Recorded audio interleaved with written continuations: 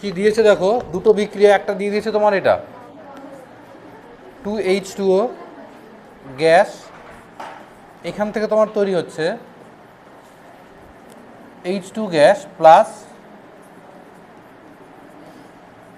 O2 gas, আর আরেকটা দিয়েছে তোমার 2CO2 গ্যাস, এখান থেকে তৈরি হচ্ছে তোমার 2CO gas plus O2 gas. এর বলেছে K1, এর বলেছে K2, আর তোমার যেটা বার করতে দিয়েছে সেটা হচ্ছে এইটা। আস্তে আস্তে আস্তে কথা হচ্ছে।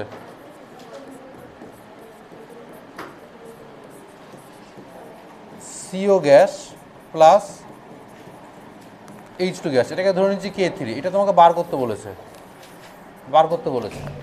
তাহলে এই দুটো বিক্রিয়া থেকে এটা কি করলে আসবে বলো দেখি, কি অপারেশন করতে হবে গো? তো একটা জিনিস তো পাক্কা, সেটা হচ্ছে যে এখানে এই বিক্রিয়াতে H2টা এখান থেকে আসবে, বাট এখানে H2টা কোন দিকে আছে? ডান দিকে। আর যে বিক্রিয়া বার করতে হবে সেখানে H2 কোন দিকে দিয়ে দিয়েছে? বাঁ দিকে। তাহলে প্রথম কথা হচ্ছে যে এই 1 নম্বর বিক্রিয়াটাকে তোমার কী করতে হবে? উল্টে দিতে হবে। বুঝতে পারলে না পারলে না? তাহলে যদি 1 নম্বর বিক্রিয়াকে উল্টে দাও, কী হচ্ছে দেখো, এটাকে বলছি 1, এটাকে বলছি 2, তাহলে আমরা 1/1 করছি, মানে 1কে উল্টে দিচ্ছি। উল্টো হলে কী হয়ে যাবে? H2 gas plus O2 gas, এখান থেকে তৈরি হবে 2H2O গ্যাস, আর সামুদ্রবক কী হয়ে যাবে? 1/K1, 1/K1। আর CO2 এখানে ছিল, CO2 এখানে আছে। তাহলে এবার কী করতে লাগবে বলো দেখি? এখানে CO2 আছে একটা, এখানে CO2 আছে দুটো, তাহলে 2 নম্বরকে কী করতে হবে? 2 দ্বারা ভাগ করতে হবে। তাহলে 2কে যদি 2 দ্বারা ভাগ করো, ভাগ করে যোগ করলে চলে আসবে এমনি। তাহলে H2 প্লাস CO2 আরামভাবে হয়ে যাবে। দেখো, 2কে তুমি ভাগ করছো 2 দিয়ে, 2কে ভাগ করছো 2 দিয়ে, তাহলে কি হয়ে যাবে দেখো? তাহলে CO2 গ্যাস এখান থেকে কি হয়ে যাবে তোমার? CO gas plus half of O2 gas. এটাকে বলছো 3 নাম্বার, এটাকে বলছি 4 নাম্বার। তাহলে 2 দ্বারা যদি ভাগ করো, তাহলে সাম্য ধ্রুবক আগে ছিল K2, এখন কি হয়ে যাবে? 2 দ্বারা ভাগ করেছো মানে হাফ দ্বারা গুণ করেছো, তাহলে এখন যে সাম্য ধ্রুবক সেটা কী হয়ে যাবে তোমার? K2 to the power half হয়ে যাবে। বুঝতে পারলে না পারলে না? 2 দ্বারা গুণ করা যার অর্থ হাফ দ্বারা, 2 দ্বারা ভাগ করা যার অর্থ হাফ দ্বারা গুণ করা একই অর্থ। তাহলে K2 to the power half. এইবার এই দুটো বিক্রিয়াকে যদি যোগ করো, যদি দুটো বিক্রিয়াকে যোগ করো, 3 + 4, 3 + 4 দেখো যোগ করলে কি আসবে তোমার? হ্যাঁ, H2 প্লাস O2 গ্যাস,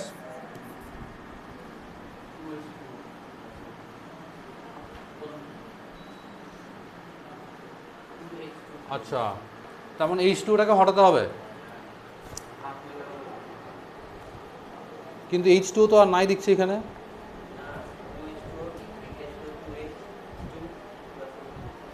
ঠিক আছে, কিন্তু এখান থেকে H2টাকে যদি সরাতে যাই, তাহলে এখানে হ্যাঁ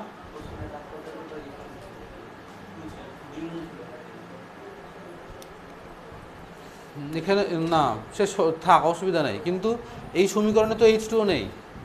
বা H2 যদি না থাকে তাহলে এই H2টাকে সরাতে হবে, সেটা সরাতে হবে কী, অন্য কোনো H2 দিয়ে সরাতে হবে, কিন্তু সেটা তো এখানে দেখতে পাচ্ছি না। যদি আমি প্লেন দুটোকে যোগ করি, যোগ করলে কী হয়ে যাবে দেখছি, ধরো যদি যোগ করো প্লেন কী আসছে দেখো, 2H2O, আর এখান থেকে তোমার CO2 গ্যাস, CO2 গ্যাস এখান থেকে হচ্ছে CO gas plus half of O2 gas, যোগ করো, যোগ করো, তাহলে H2 gas plus CO2 gas, এখান থেকে তোমার হবে CO gas plus 2H2O gas, আর এটা এদিকে চলে গেলে কী হয়ে যাবে? Half of O2। তাহলে O2টাকে সরাতে হবে।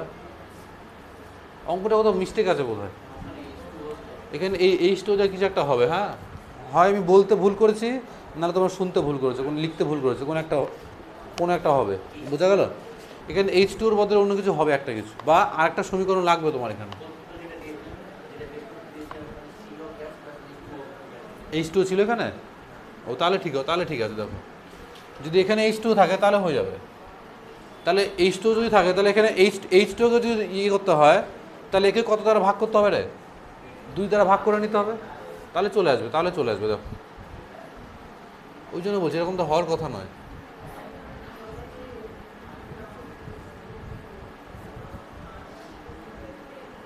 তাহলে চলে আসবে, দেখো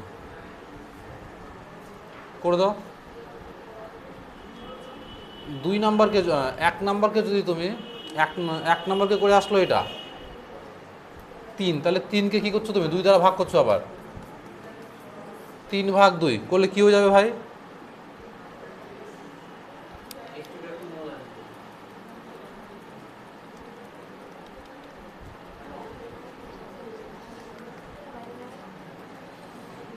দুই দ্বারা ভাগ করলে H2 হয়ে যাচ্ছে হাফ O2, তাহলে O2 ক্যান্সেল হয়ে যাবে, গুড হয়ে যাবে। তাহলে 3কে 2 দ্বারা ভাগ করো, 2 দ্বারা ভাগ করলে কত আসবে? 3/2 করলে half of H2 plus half of O2 gas, এখান থেকে কি হয়ে যাবে? H2O গ্যাস, তাহলে এর সাম্য ধ্রুবক কী হয়ে যাবে? 1/K1 to the power half. এটাকে বলছি আমরা 5 নম্বর। তাহলে 5 নম্বর, তাহলে এবার এই দুটোকে যোগ করলে আসবে?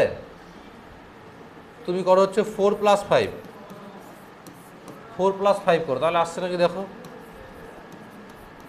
CO2 গ্যাস, এখান থেকে CO plus half of O2 gas, আর এটা যদি যোগ করো half of H2 gas plus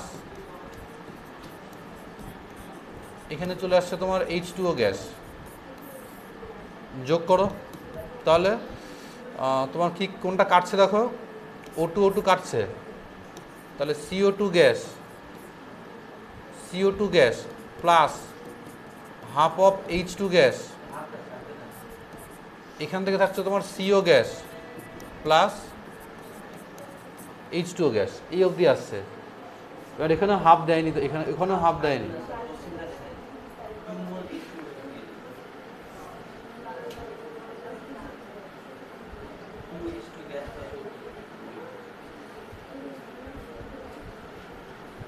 তো তোর খাতা দেখি কোশ্চেনটা কী ছিল, হয়তো ভুল টুকে দিয়েছে।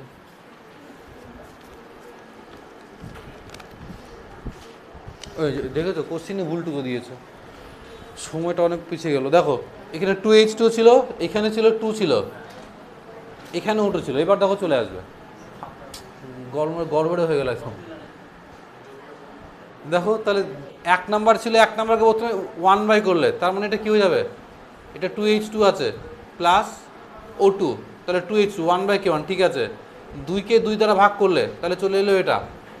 এবার 3 নাম্বার যেটা চলে এলো, একে 2 দ্বারা যদি ভাগ করো তাহলে এটা H2 হয়ে যাবে এবার, plus half of O2 plus H2, এবার ফার্স্ট ক্লাস মিলে গেছে দেখো।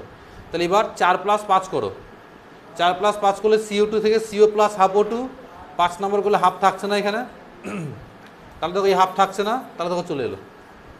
তাহলে কী কী অপারেশন করলে দেখো, তাহলে তুমি যোগ করলে, যোগ করা মানে কি 1/K1 to the power half K3 = তাহলে এটা আর কোনটাকে যোগ করলে K2, তাহলে যোগ করলে সাম্য ধ্রুবক কী গুণ হয়ে যায়, তাহলে ইন্টু কী হয়ে যাবে K2 to the power half, তার মানে কী হয়ে গেল K2/K1 to the power half. তাহলে ভ্যালু বসিয়ে দাও, তার মানে root K3 = √K2/K1। K2 value দিয়েছে কত 1.6 × 10⁻⁻6, এর ভ্যালু দিয়েছে 6.4 10⁻⁻8, এটাই তো এলো। হ্যাঁ ইয়ে করো, এটা তুলে দাও, এটা কাটলে 4, তাহলে 1/4, এটা উপরে গেলে কি হয়ে যাবে 10² মানে 4 দিয়ে কাটলে কত 25, তাহলে √25 মানে কত 5। অ্যান্সারে আছে, করেছিস এটা ফার্স্ট ক্লাস।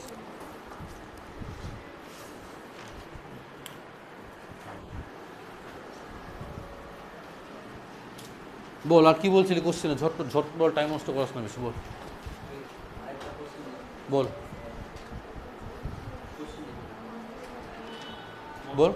ও কি কোশ্চেন ছিল রে? উত্তর দেয়নি এটা, অ্যান্সার কী দিয়েছে, ইনভ্যালিড দিয়েছে, আমরা এই দিয়ে দিলাম। কোনটির মোলার পরিবাহিতা সবচেয়ে বেশি? মোলার পরিবাহিতা কোন কোন বিষয়ের উপর নির্ভর করে বল? দ্রবণের গাঢ়ত্ব, আয়ন সংখ্যা,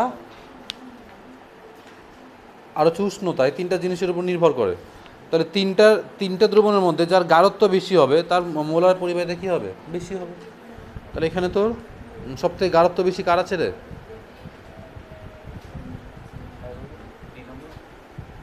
হ্যাঁ, এটাই তো হওয়া উচিত। অপশানে কি দিয়েছে? অপশন দেয়নি, উত্তরে দেয়নি, ইনভ্যালিড দিয়েছে। না, তাহলে হয়তো ভুল করে দিয়েছে। তাহলে মোলার পরিবাহিতা সবচেয়ে বেশি, গাঢ়ত্ব যদি বেশি হয় তাহলে মোলার পরিবাহিতা তোর বেশি হবে। ডি হওয়া উচিত, ডি হওয়া উচিত। যদি ভুল কিছু তো আমাকে বলিস, আমি দেখে নেবো এটা একটু। বলো, পরীক্ষা কোশ্চেন রিলেটেড কারো কোনো সমস্যা আছে? কারো কোনো কোশ্চেন নিয়ে অসুবিধা? যে কোশ্চেনটা একটু কঠিন মনে হচ্ছে বা পারছি না বা বাজে হয়েছে, কারো এরকম কোনো কোশ্চেন পরীক্ষার কোশ্চেন রিলেটেড? নাই। তো নেক্সট যে পরীক্ষাটা, সেই পরীক্ষার সিলেবাস তো জানোই। নেক্সট পরীক্ষার সিলেবাসে কী কী আছে?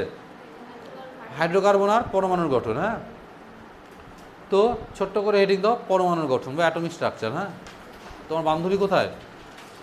ওকে ডাকো, ওকে ডাকো।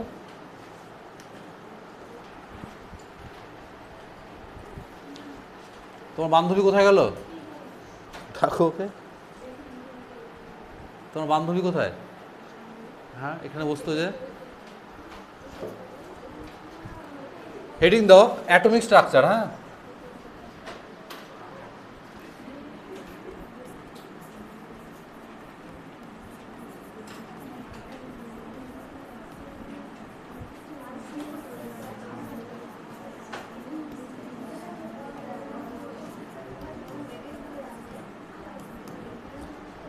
পরমাণুর গঠন। আসতে দেখো, এইটা হচ্ছে যাকে বলে 11-এর সব থেকে বড় একটা চ্যাপ্টারের মধ্যে পড়ে। হ্যাঁ, পরমাণুর গঠন।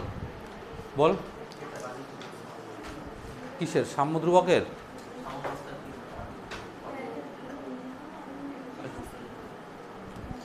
থাক, ওটা এখন করাচ্ছে না, টাইম লেগে যাবে, কারণ দুটো ক্লাসই পাবো, দুটো ক্লাসের মধ্যে দুটো বড় চ্যাপ্টার আছে। তো এটা হচ্ছে 11-এর সব থেকে বড় চ্যাপ্টারের মধ্যে পড়ে পরমাণুর গঠন। তো এই চ্যাপ্টারের জন্য ক্লাস অ্যালোটেড থাকে 14টা। হ্যাঁ, যেটা বাস্তবিক অর্থে ক্লাস লাগে 14টা অ্যালোকেটেড ক্লাস। তোমাদের ক্ষেত্রে ক্লাস পাচ্ছি কটা? দুটো, তাও দুটো চ্যাপ্টারে ভাগ করা আছে। তো ম্যাক্সিমাম দুটা দিন সময় পাওয়া যাবে। তো দুটা দিনের মধ্যে সব কিছু কভার করা প্রায় অসম্ভব। তো যেগুলো ইম্পর্টেন্ট টপিকস, যেখান থেকে কোশ্চেন আসে আর কি, আগামী দিনে গত পরীক্ষাতে এসছে এবং আগামী দিনেও এসছে, ততটুকু যদি কভার করা যায় চেষ্টা করছি। হ্যাঁ, তো পরমাণুর গঠন বা পরমাণু সম্বন্ধে সর্বপ্রথম ধারণা কী দিয়েছিল বলো? ডাল্টন। ডাল্টন কি বলেছিল বলো? ডাল্টন কি বলেছিল? যে পরমাণু অবিভাজ্য, পরমাণুকে কি করা যায় না? বিভাজন করা যায় না। তো পরমাণু পড়বো অথচ ডাল্টনকে স্মরণ করবো না, সেটা অনুচিত হয়ে যাবে। হ্যাঁ, তো প্রথমে ছোট্ট একটু হেডিং দাও, ডাল্টনস অ্যাটমিক থিওরি। হেডিং দাও, ডাল্টনস অ্যাটমিক থিওরি। হ্যাঁ, বা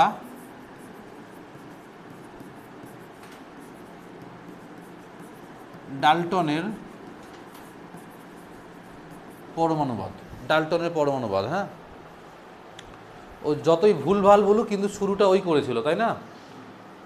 শুরু করার পর তারপর লোকজনকে দেখাচ্ছে যে তুমি এই জায়গায় ভুল করেছো, এই জায়গায় ভুল করেছো, কারেকশন করো। কিন্তু যদি শুরুই না করতো, ভুলগুলো বেরোতো। গুড। তো লিখো ছোট্ট একটা লাইন দিয়ে,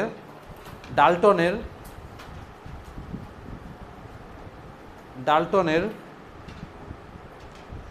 পারমাণবিক তত্ত্ব অনুযায়ী,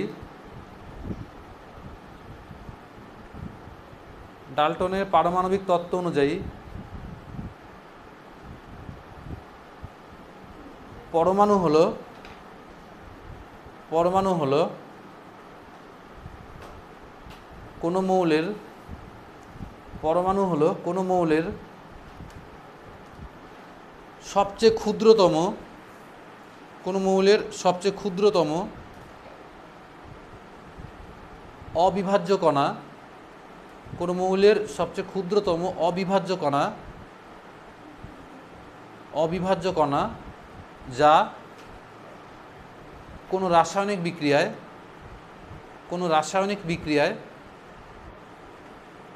সরাসরি অংশগ্রহণ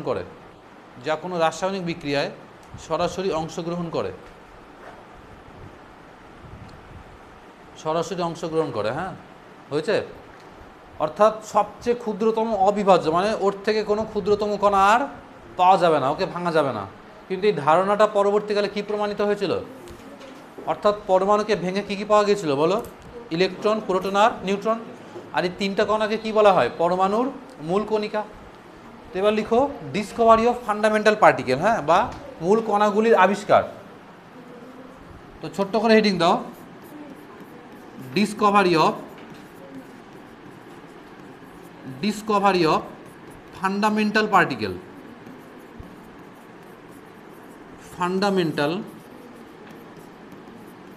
পার্টিকেলস অফ অ্যাটম, বা বাংলা যদি বলো পরমাণুর মূল কণিকার আবিষ্কার, হ্যাঁ, Discovery of fundamental particles of atom বা পরমাণুর মূল কণিকার আবিষ্কার। তো পরমাণুর মূল যে তিনটা কণিকা কী কী হয় বললাম বলো? পরমাণু কী কী দ্বারা গঠিত? মূল একটা হচ্ছে ইলেকট্রন,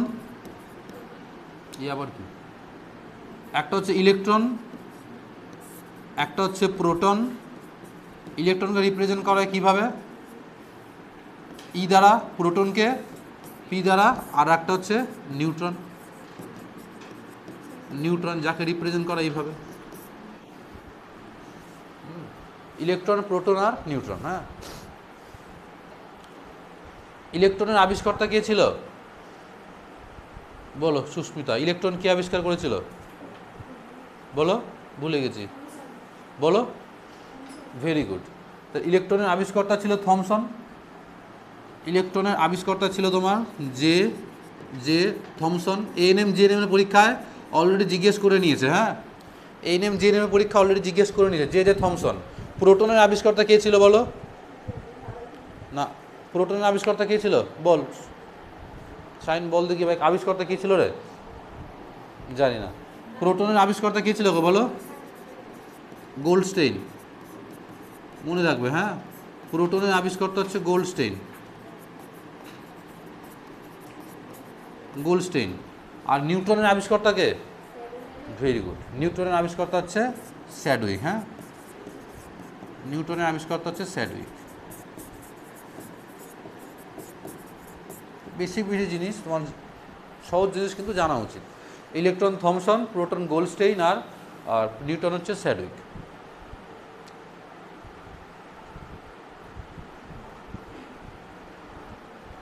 হয়েছে?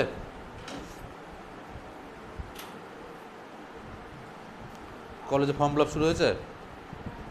হয়নি এখনো? হয়েছে এটা? তো এদের বেসিক যে প্রপার্টিসগুলো দেখো, প্রত্যেকটা কণার ভর, আধান, আপেক্ষিক আধান, একটা ছোট্ট একটা চার্ট বানিয়ে দিচ্ছি, যেখান থেকে পরীক্ষাতে কোশ্চেন এসছে, অলরেডি চলে এসছে, হ্যাঁ, এটা লেখা হয়েছে সবার। দেখো, একটা ছোট্ট একটা চার্ট বানিয়ে নাও,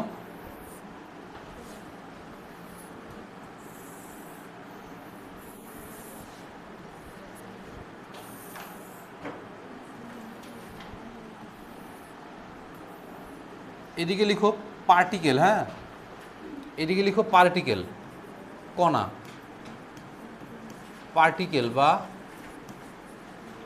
কণিকা। এদিকে লিখো ইলেকট্রন, এদিকে লিখো প্রোটন, এদিকে লিখো নিউট্রন। ইলেকট্রন, প্রোটন, নিউট্রন, হ্যাঁ।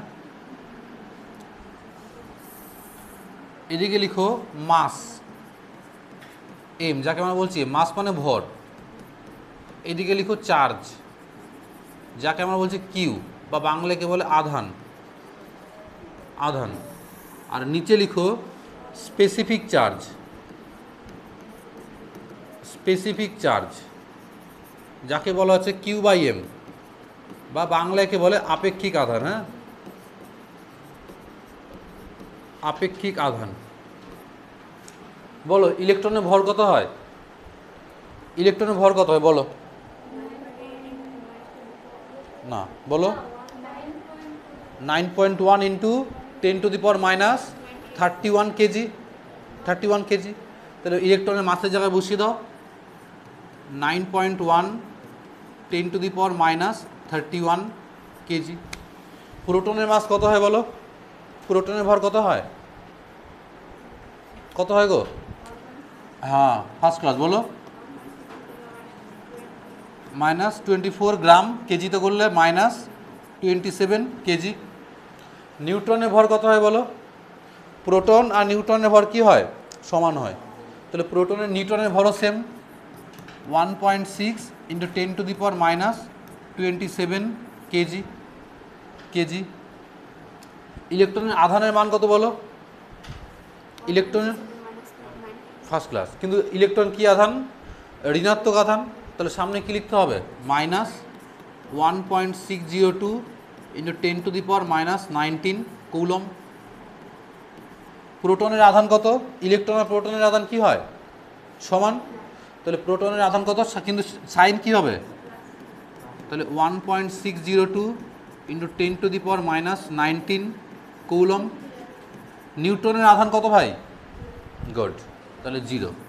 নিউট্রনের আধান হচ্ছে 0। এবার যদি আপেক্ষিক আধান নেই, আপেক্ষিক আধানের অর্থ হচ্ছে কিউকে এম দিয়ে ভাগ করা। তাহলে ইলেকট্রনের আপেক্ষিক আধান যদি বার করো, ইলেকট্রনের আপেক্ষিক আধানের মান কত আসে বলো দেখি?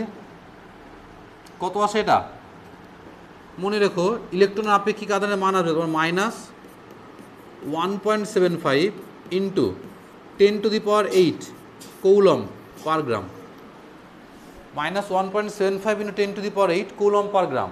প্রোটনের ক্ষেত্রে যদি নাও, প্রোটনের আপেক্ষিক আধানের মান +9.58 ইন্টু 10⁴ কৌলম পার গ্রাম।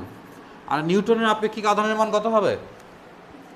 নিউটনের কিউ এর ভ্যালু কত? 0। তাহলে কিউ বাই এম করলে 0। আপেক্ষিক আধান 0। ইলেকট্রনের আধান কে আবিষ্কার করেছিল?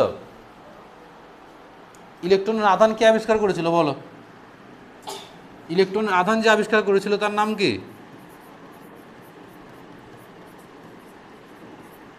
মনে রেখো, হ্যাঁ, মুলিকেন। ইলেকট্রনের আধান আবিষ্কার করেছিল মুলিকেন। আর থমসন আপেক্ষিক আধানের মানটা নির্ণয় করেছিল থমসন, E/m।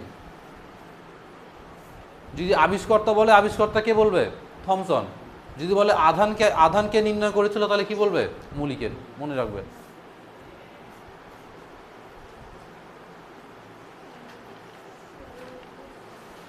হলো?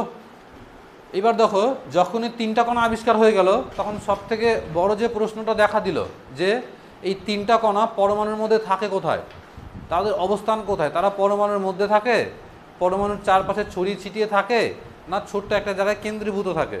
অর্থাৎ 3টা কণার অবস্থান নিয়ে বড়সড় প্রশ্নচিহ্ন দেখা দিল যে তারা এক্স্যাক্টলি থাকে কোথায় পরমাণুতে। তো সেই সময় বিভিন্ন বিজ্ঞানী বিভিন্ন মডেল দিলেন, থমসন দিলেন, রাদারফোর্ড দিলেন, প্ল্যাঙ্ক দিলেন, বোর দিলেন। হ্যাঁ, তো বিভিন্ন মডেল প্রচলিত আছে। তো এখানে ছোট্ট করে হেডিং দাও, ছোট্ট করে হেডিং দাও, ডিফারেন্ট অ্যাটমিক মডেল। হ্যাঁ, ডিফারেন্ট অ্যাটমিক মডেল, বা বাংলা যদি বলো বিভিন্ন পারমাণবিক মডেল।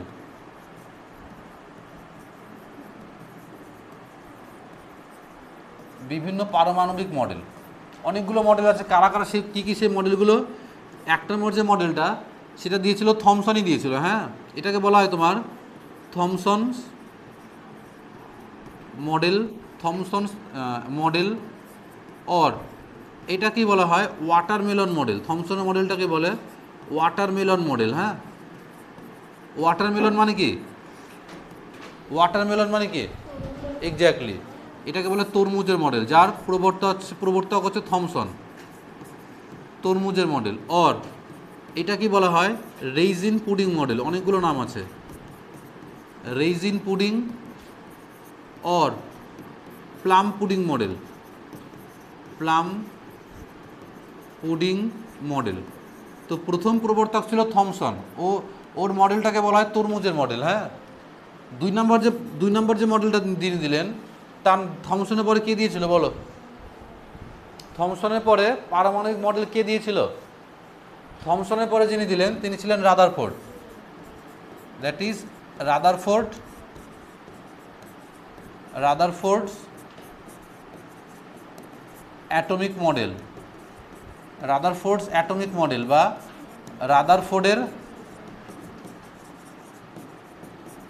রাদারফোর্ডের পারমাণবিক মডেল।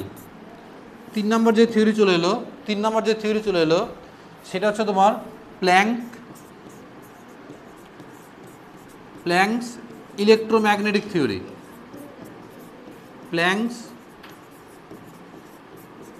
ইলেকট্রোম্যাগনেটিক থিওরি বা প্ল্যাঙ্কের তড়িৎ চুম্বকীয় তত্ত্ব। হ্যাঁ, প্ল্যাঙ্কস ইলেকট্রোম্যাগনেটিক থিওরি বা প্ল্যাঙ্কের তড়িৎ চুম্বকীয় তত্ত্ব, এটা হচ্ছে 3 নম্বর তত্ত্ব। 4 নম্বর যিনি মডেল দিলেন, 4 নম্বরে চলে এলো বোর।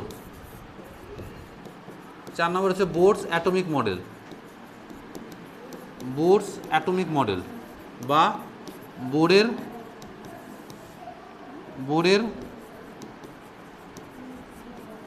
পারমাণবিক মডেল। আর 5 নম্বর যেটা এখন অবধি প্রচলিত আছে সেটা হচ্ছে সোমারফিল্ডের মডেল। সোমারফিল্ডের মডেল, হ্যাঁ, সোমারফিল্ডের মডেল বা সোমারফিল্ডের তত্ত্ব, যেটা খুশি।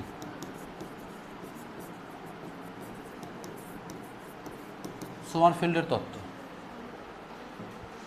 তো এগুলো হচ্ছে বিভিন্ন অ্যাটমিক মডেল। এরা কি বোঝানোর চেষ্টা করে? যে পরমাণুর মধ্যে ইলেকট্রন, প্রোটন আর নিউট্রন এদের অবস্থানটা কোথায়, এরা পরমাণুর মধ্যে ঠিক কোথায় অবস্থান করে, এই রিলেটেড এই মডেলগুলো এক্সপ্লেন করে। তো প্রত্যেকটা মডেলই গুরুত্বপূর্ণ, কিন্তু পরীক্ষার পার্সপেক্টিভে এখন যেহেতু সময় নাই, তোমাদের জন্য যেটা গুরুত্বপূর্ণ আর কি, মোস্ট ইম্পর্টেন্ট যেটা, সেটা হচ্ছে এই দুটো মডেল। একটা হচ্ছে প্ল্যাঙ্কের ইলেকট্রোম্যাগনেটিক থিওরি, আর একটা হচ্ছে তোমার এই বোরের অ্যাটমিক মডেল। এই দুটোই আমরা পড়বো, বাদ বাকিগুলো এই মুহূর্তের জন্য তোমাদের প্রয়োজন নেই। বোঝা গেল? তো এই এই দুটো থিওরির উপরে আমাদের আলোচনা। একটা প্ল্যাঙ্কের ইলেকট্রোম্যাগনেটিক থিওরি, আর একটা হচ্ছে তোমার বোরস অ্যাটমিক থিওরি বা বোরের পারমাণবিক মডেল। এই দুটো জিনিস আমরা পড়ব। বোঝা গেল? তো ছোট্ট করে হেডিং দাও, প্ল্যাঙ্কের তড়িৎচুম্বকীয় তত্ত্ব। হয়নি? লিখো। বান্ধবী তো ম্যাথ নেবে, তুমি কি নেবে?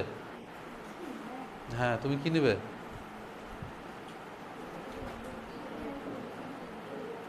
ম্যাথ ভালো লাগে? পারি না, সে তো সবারই।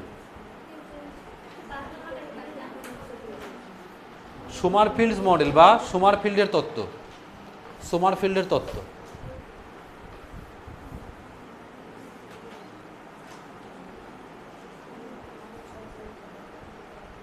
দুজনের তো এত ঘনিষ্ঠ বান্ধবী, নাম্বার এত পার্থক্য হয়ে গেল কেন?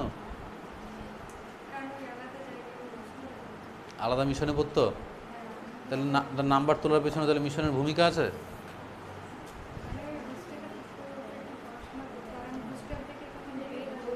আচ্ছা, বাহ, অসাধারণ হয়েছে এটা। এই লিখেছো এটা? তো হেডিং দাও, প্ল্যাঙ্কস ইলেকট্রোম্যাগনেটিক থিওরি বা প্ল্যাঙ্কের তড়িৎচুম্বকীয় তত্ত্ব। প্ল্যাঙ্কস ইলেকট্রোম্যাগনেটিক থিওরি বা প্ল্যাঙ্কের তড়িৎচুম্বকীয় তত্ত্ব হয়েছে? দেখো,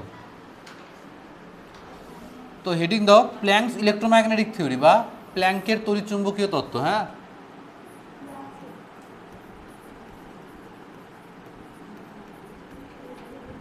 প্ল্যাঙ্কস ইলেকট্রোম্যাগনেটিক থিওরি বা প্ল্যাঙ্কের তড়িৎ চুম্বকীয় তত্ত্ব। প্ল্যাঙ্কস ইলেকট্রোম্যাগনেটিক থিওরি বা প্ল্যাঙ্কের তড়িৎচুম্বকীয় তত্ত্ব হলো। এবার এই থিওরি যখন আলোচনা করতে যাচ্ছি, প্রথমে দেখো একটা শব্দ চলে আসছে তড়িৎচুম্বকীয় তত্ত্ব। তো এই প্রথম কথা হচ্ছে যে তড়িৎচুম্বকীয় বিকিরণটাকে সেটা আমাদের জানতে হবে, এটা ব্যাখ্যা করার আগে, তাই না? তো এর মধ্যে সাব হেডিং দাও ইলেকট্রোম্যাগনেটিক রেডিয়েশন বা তড়িৎচুম্বকীয় বিকিরণ। ইলেকট্রোম্যাগনেটিক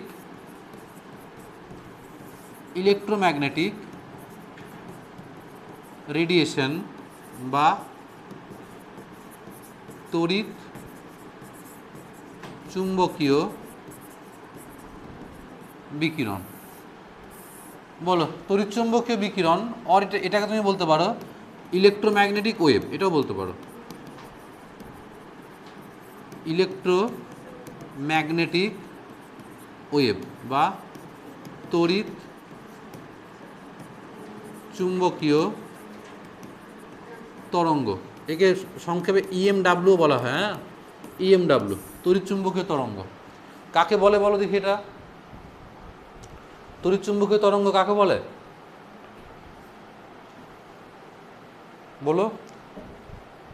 নামের মধ্যে দেখো দুটো ওয়ার্ড আছে, কি কি আছে? একটা তড়িৎ আর একটা চুম্বক। তাহলে যে তরঙ্গের তড়িৎ ক্ষেত্র ও চুম্বক ক্ষেত্র পরস্পরের সঙ্গে লম্বভাবে তরঙ্গের গতির অভিমুখে গতিশীল হয়, কি বললাম? তড়িৎ ক্ষেত্র এবং চুম্বক ক্ষেত্র দ্বারা গঠিত যে তরঙ্গটা তরঙ্গের গতির অভিমুখের সঙ্গে লম্বভাবে গতিশীল হয়, সেই তরঙ্গকে কি বলা হবে? তড়িৎ চুম্বকীয় তরঙ্গ। তো ছোট্ট একটা লাইন দিয়ে লিখো তড়িৎ ক্ষেত্র ও চুম্বক ক্ষেত্র দ্বারা গঠিত, তড়িৎ ক্ষেত্র ও চুম্বক ক্ষেত্র দ্বারা গঠিত। তুমি লিখবে না? হ্যাঁ বলো, ছাড়া পড়ে গেছে? তড়িৎ ক্ষেত্র চুম্বক ক্ষেত্র দ্বারা গঠিত যে তরঙ্গ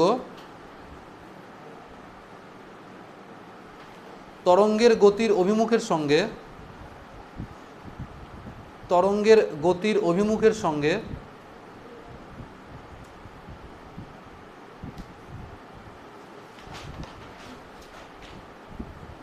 লম্বভাবে গতিশীল হয়, তরঙ্গের গতির অভিমুখের সঙ্গে লম্বভাবে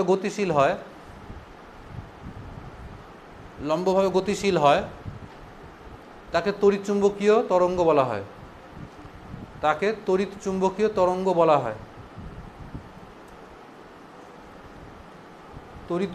তরঙ্গ বলা হয়। হ্যাঁ, হয়েছে? অর্থাৎ কোনো তরঙ্গ, একে যদি ডিরেকশনাল 3D যদি আমরা প্লট করি, অ্যাক্সিস কটা হয় বলো 3 ডাইমেনশনালি? একটা এক্স, একটা ওয়াই, একটা হচ্ছে জেড। যে কোনো তরঙ্গকে আমরা রিপ্রেজেন্ট করি কীভাবে? এইভাবে রিপ্রেজেন্ট করি না? তাহলে কোনো তরঙ্গ তড়িৎচুম্বকীয় তরঙ্গ যদি হয়, ধরো ও যাচ্ছে এক্স অক্ষ বরাবর, মানে এই অক্ষ বরাবরের ডিরেকশন অফ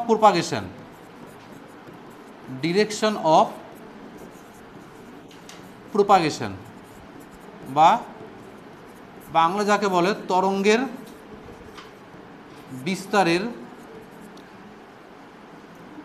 তরঙ্গের বিস্তারের অভিমুখ। মানে এই তরঙ্গ যদি এক্স অক্ষ বরাবর গতিশীল হয়, তাহলে এই গতির অভিমুখের সঙ্গে, কে কথা বলছে এত? যদি এক্স অক্ষ বরাবর গতিশীল হয়, তাহলে এই এক্স অক্ষের সঙ্গে লম্বভাবে মানে ওয়াই আর জেড অক্ষ বরাবর একটা তড়িৎ ক্ষেত্র আর একটা কী তৈরি হবে? চুম্বক ক্ষেত্র। মানে এক্স অক্ষ বরাবর গতিশীল হলে এই ওয়াই অক্ষ বরাবর তোমার কাজ করবে ইলেকট্রিক ফিল্ড, এই অক্ষ বরাবর কাজ করবে তোমার ইলেকট্রিক ফিল্ড বা তড়িৎ ক্ষেত্র, যাকে আমরা বলছি ই। আর এর সঙ্গে লম্বভাবে কি কাজ করবে? ম্যাগনেটিক ফিল্ড, যাকে আমরা বলছি বি বা চৌম্বক ক্ষেত্র। এটা হচ্ছে তোমার তড়িৎ ক্ষেত্র, এটা হচ্ছে চৌম্বক ক্ষেত্র। হ্যাঁ, তড়িৎ ক্ষেত্র আর চৌম্বক ক্ষেত্র মানে তরঙ্গ যদি গতিশীল হয়, এর সঙ্গে লম্বভাবে একটা তড়িৎ ক্ষেত্র সৃষ্টি হবে, আর তার সঙ্গে লম্বভাবে একটা চৌম্বক ক্ষেত্র সৃষ্টি হবে। সেটাকে বলা হবে তড়িৎ চুম্বকীয় ওয়েভ বা তড়িৎ চুম্বকীয় তরঙ্গ।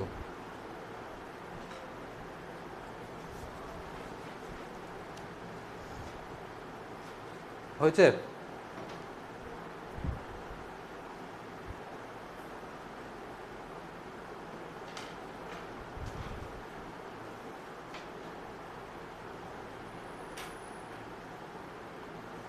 এবার লিখো রিলেশন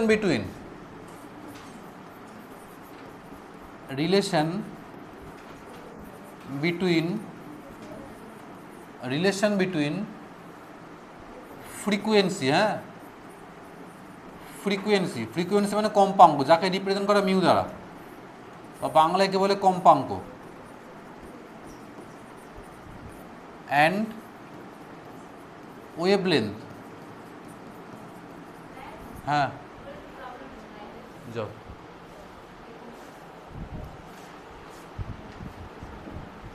অ্যান্ড ওয়েভলেন্থ, হ্যাঁ বাংলায় কে বলে তরঙ্গ দৈর্ঘ্য, যাকে রিপ্রেজেন্ট করা ল্যামডা অফ ইএমডাব্লিউ, বা বাংলা যদি বলো তড়িৎ চুম্বকীয় তরঙ্গের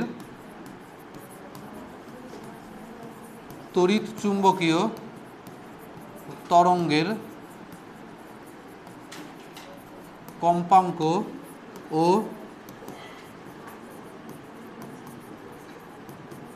তরঙ্গ দৈর্ঘ্যের সম্পর্ক। তড়িৎচুম্বকীয় তরঙ্গের কম্পাঙ্ক ও তরঙ্গ দৈর্ঘ্যের সম্পর্ক কি সম্পর্ক হয় বলো দেখি? কোনো তড়িৎচুম্বকীয় তরঙ্গের কম্পাঙ্ক যদি মিউ হয় আর তরঙ্গ দৈর্ঘ্য যদি ল্যামডা হয়, এদের মধ্যে কি রিলেশন হয় বল ভাই? মিউজিক্যাল টু বলো, মিউজিক্যাল টু কি হয়? কম্পাঙ্ক সমান সমান সি বাই ল্যামডা। তাহলে রিলেশন হচ্ছে তোমার ফ্রিকোয়েন্সি বা কম্পাঙ্ক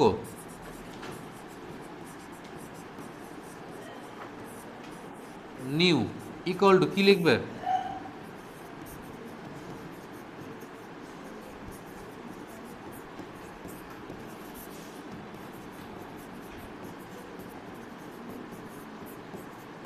কি শরীর খারাপ? কি হয়েছে? কি হয়েছে? তোর কোনাকুনি গুণ করলে কি পাবে বলো?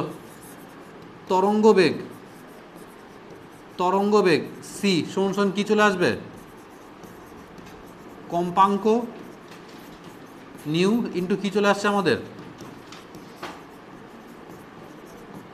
তরঙ্গ দৈর্ঘ্য, যাকে বলছি ল্যামডা।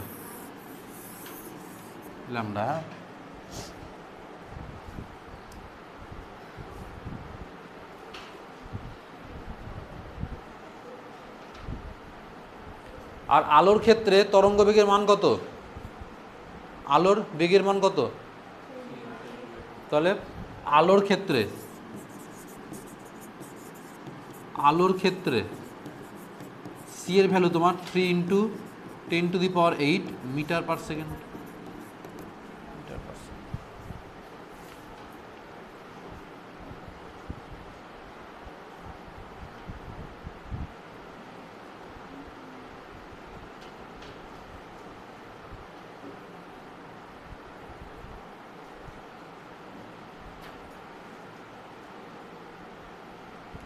হয়েছে? হলো?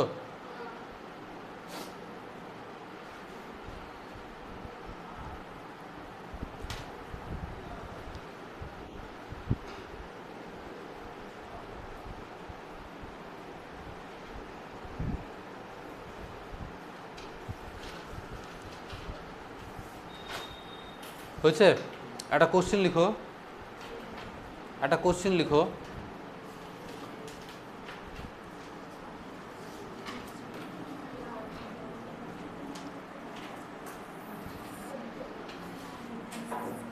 কোশ্চেন লিখো 3000 অ্যাংস্ট্রং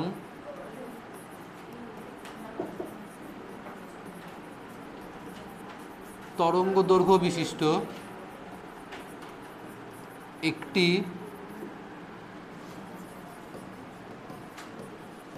তড়িৎ চুম্বকীয়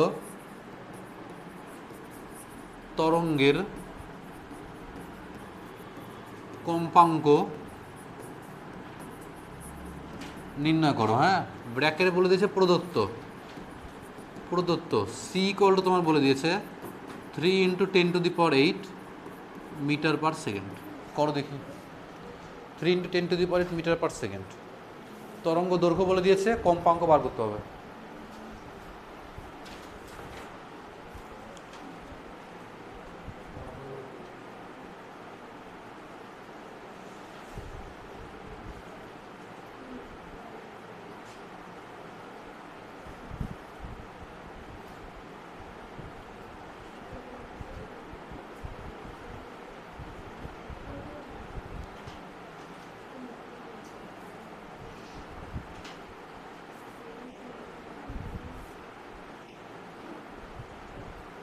কত এলো বলো?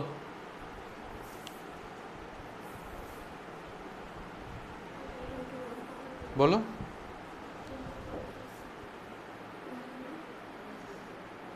গুড।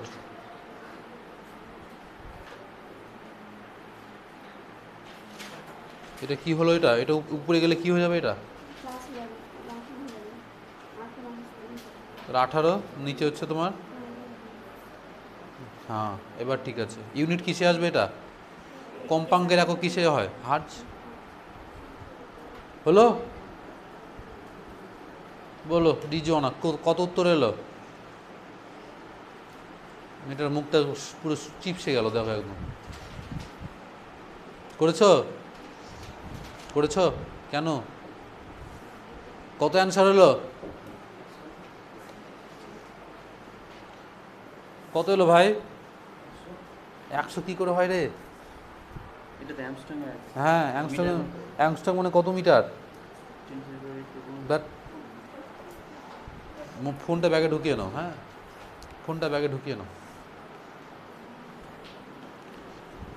দেখো, সেটা হচ্ছে যে কোশ্চিনের মধ্যে তরঙ্গ দৈর্ঘ্য বলে দিয়েছে, মানে কি বলেছে? ল্যামডা। তাহলে ল্যামডা ইকুয়াল টু বলে দিয়েছে 3000 অ্যাংস্ট্রং। অ্যাংস্ট্রং কম্পাঙ্ক বার করতে বলেছে। আর সি বলে দিয়েছে 3 × 10⁸ মিটার পার সেকেন্ড। তোমার বার করতে দিয়েছে কম্পাঙ্ক, মানে কি বার করতে দিয়েছে? মিউ। আমরা রিলেশন কি জানি বলো? সি সমান কি জানি আমরা? Mu into lambda. তাহলে ইমপ্লাইজ মিউ সমান কি লিখবো আমরা? C by lambda. তাহলে সি এর ভ্যালু বসাও, 3 × 10⁸ ইউনিট কি আছে তোমার? এটা। এবার ল্যামডা দিয়েছে অ্যাংস্ট্রংয়ে, তাহলে এটা যখন মিটার পার সেকেন্ডে বসাচ্ছি, অ্যাংস্ট্রংকে কিসে নিতে হবে? মিটারে নিতে হবে। এবার অ্যাংস্ট্রং থেকে মিটারে করতে গেলে কী করতে হয়? 10⁻⁻10 দিয়ে গুণ করতে হয়। তো এই ছোটো ছোটো রিলেশনগুলো তোমাকে জানতে হবে। হ্যাঁ, কারণ এককের কনভার্সন তোমার কাজে লাগবে। কীরকম রিলেশন দেখো, যেটা তোমার পদে পদে কাজে লাগবে। যে 1 ন্যানোমিটার, হ্যাঁ 1 ন্যানোমিটার মানে 10⁻⁻9 মিটার। মনে রাখো, কাজে লাগবে এগুলো। 1 পিকোমিটার মানে 10⁻⁻12 মিটার। 1 মাইক্রোমিটার মানে 10⁻⁻6 মিটার। 1 অ্যাংস্ট্রং মানে 10⁻⁻10 metre. 1 millimetre 10⁻⁻3 metre. 1 fermi FM equal to 10⁻⁻15 metre. 1 centimetre মানে 10⁻⁻2 মিটার। তো এই জিনিসটা মনে রাখো, তোমার কাজে লাগবে। হ্যাঁ, বিভিন্ন ইউনিটের সঙ্গে রিলেশন। তাহলে ল্যামডা অ্যাংস্ট্রং বলেছে, তাহলে অ্যাংস্ট্রং থেকে মিটারে করতে গেলে কী করতে লাগবে? 10⁻⁻10 দিয়ে গুণ করতে হবে। তো গুণ করে দাও, গুণ করে দাও। তাহলে that means equal to 3000 × 10⁻⁻10 metre. তো এবার বসিয়ে দাও। তাহলে 3000 × 10⁻⁻10 করলে কত আসছে দেখো? এটা উপরে গেলে 10⁻18 হয়ে যাবে, ডিভাইডেড বাই 3 × 10⁻3। এটা তোমার কি আছে? মিটার। তাহলে মিটার মিটার কাটবে, কি পড়ে থাকবে? Second inverse. তাহলে 3 3 কাটো, তাহলে কি পড়ে থাকছে তোমার? মিউ ইকুয়াল টু কি পড়ে থাকছে? 10⁻15 সেকেন্ড ইনভার্স, অর সেকেন্ড ইনভার্সকে কি বলা হয়? তাহলে মিউ সমান সমান 10⁻15 হার্জ। মনে রেখো, হ্যাঁ, বিশেষ করে এই ইউনিট কনভার্সনটা তোমার কাজে লাগবে।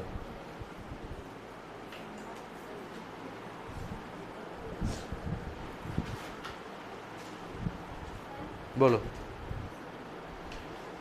কি বলছো?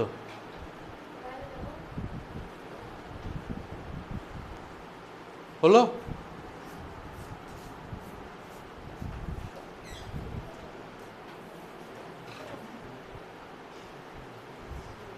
হয়েছে এটা?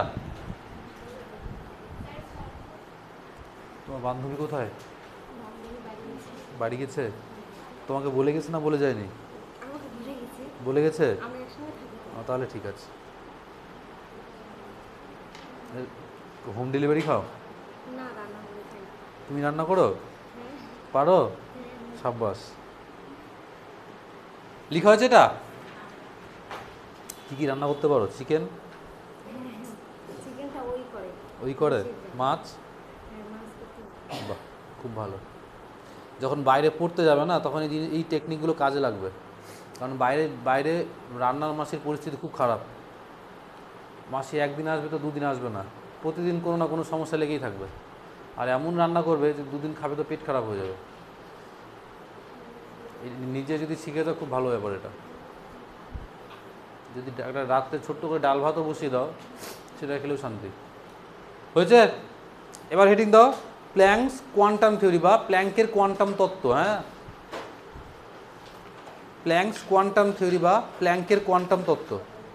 না, সেটা শুরু করার আগে দেখো, যে তড়িৎচুম্বকীয় তরঙ্গটা আমরা পড়ছি, তড়িৎচুম্বকীয় তরঙ্গের মধ্যে কয় ধরনের ইয়ে থাকে বলো দেখি, রশ্মি থাকে? তড়িৎচুম্বকীয় তরঙ্গের একটা বেস্ট এক্সাম্পল কি হয়? আলো। আর আলোর মধ্যে কি কি ধরনের রশ্মি থাকে? এক্স রশ্মি থাকে, গামা রশ্মি থাকে, ইউভি রশ্মি থাকে। তো বিভিন্ন ধরনের রশ্মি আলোর মধ্যে মিশে থাকে। তো বিভিন্ন তরঙ্গের রশ্মি মিশে থাকার জন্য একটা বর্ণালী সৃষ্টি হয়, যেটাকে কি বলে? তড়িৎচুম্বকীয় বর্ণালী। তো হেডিং দ্য ইলেকট্রোম্যাগনেটিক স্পেকট্রাম বা তড়িৎচুম্বকীয় বর্ণালী। হ্যাঁ, এটা লেখা হয়েছে সবার? এটা গুড।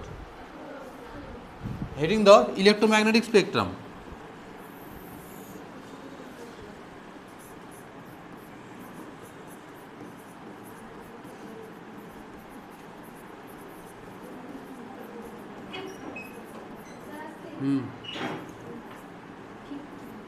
ইলেকট্রোম্যাগনেটিক স্পেকট্রাম বা বাংলায় কে বলে?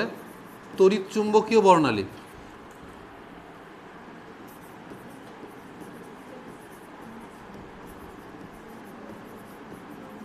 তড়িৎচুম্বকীয় বর্ণালী। হ্যাঁ, কি কি রশ্মি থাকে এর মধ্যে বলো, ওয়ান বাই ওয়ান বলো। প্রথমে কি থাকে? কসমিক রে, তারপরে গামা রে, তারপরে এক্স রে, আলট্রাভায়োলেট, ভিজিবল, তাই না? তো এদেরকে আমরা কম্পাঙ্কের অর্ডার অনুযায়ী সাজিয়ে নিচ্ছি। প্রথমে লিখো, জায়গাটা একটু বড় নিও। হ্যাঁ, প্রথমে লিখো কসমিক রে। হ্যাঁ, প্রথমে লিখো কসমিক রে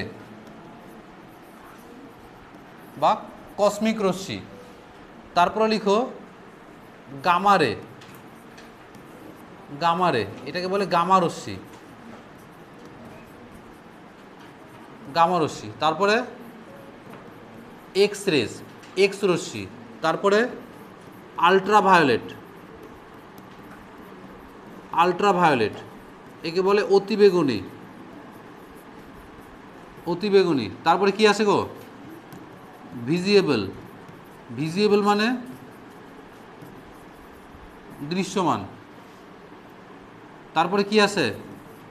ইনফ্রারেড, ইনফ্রারেড। তারপরে কি আছে? মাইক্রোওয়েভ। তারপরে রেডিও ওয়েভ, রেডিও ওয়েভ বা একে বলে রেডিও তরঙ্গ। তো এই বিভিন্ন কম্পাঙ্কের বা বিভিন্ন তরঙ্গের রশ্মিগুলো তড়িৎচুম্বকীয় তরঙ্গের মধ্যে মিশে থাকে। হ্যাঁ, কসমিক রে, gamma ray, X ray, ultraviolet, visible, infrared, microwave আর রেডিও ওয়েভ। এর মধ্যে কোন তরঙ্গের রশ্মিটা আমরা দেখতে পাই বলো দেখি? শুধুমাত্র কোনটা দেখতে পাই আমরা? ভিজিবল রেঞ্জেরটা। তাহলে আমরা শুধুমাত্র পর্যবেক্ষণ করতে পারি এই ভিজিবল রেঞ্জের মধ্যে যে রশ্মিগুলো থাকে সেগুলো, এটাকে আমরা দেখতে পাই দৃশ্যমান।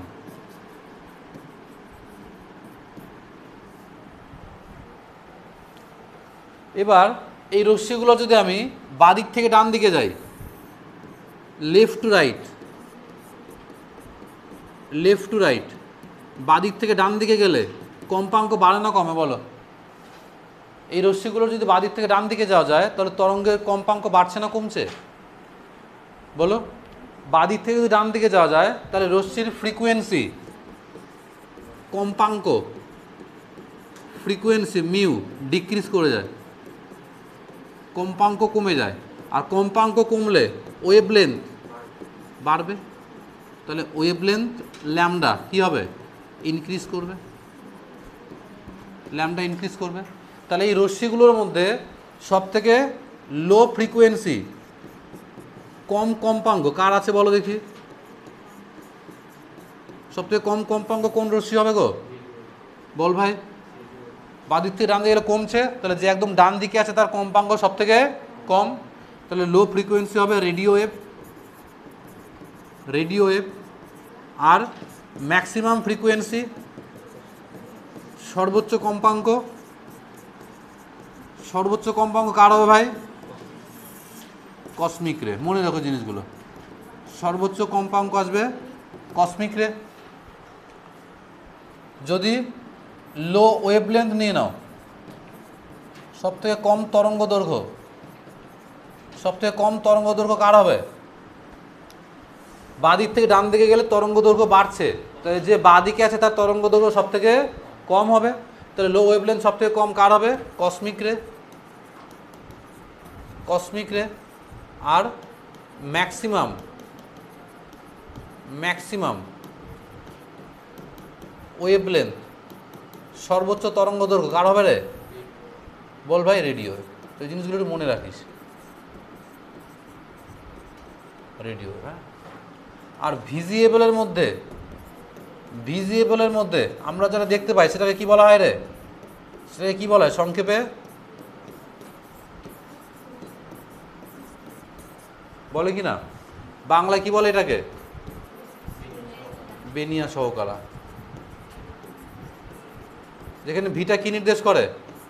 ভায়োলেট, ভায়োলেট মানে বেগুনি, আইতে ইন্ডিগো, ইন্ডিগো, বিতে ব্লু, জিতে গ্রিন, ওয়াইতে ইয়েলো, ওতে অরেঞ্জ, আরতে রেড। এদের ক্ষেত্রে ভিপগিওয়ারের ক্ষেত্রে যদি বাদিক থেকে ডান দিকে যাওয়া যায়, এদের ক্ষেত্রে যদি লেফট টু রাইট যাও, এদের ক্ষেত্রে যদি লেফট টু রাইট যাও, বাদিক থেকে ডান দিকে গেলে তরঙ্গ দৈর্ঘ্য ল্যামডা কী হয়? বৃদ্ধি পায়।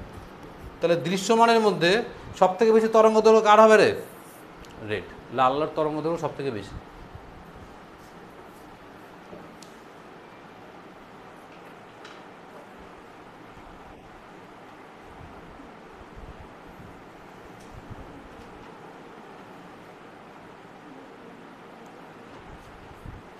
হয়েছে?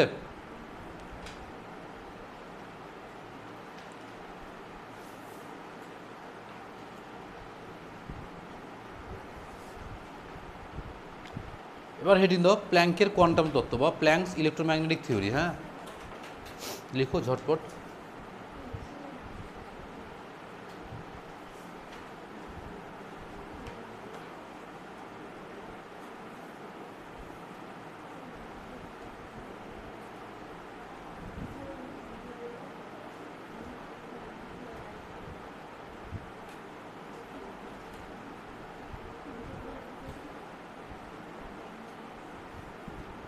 হয়েছে?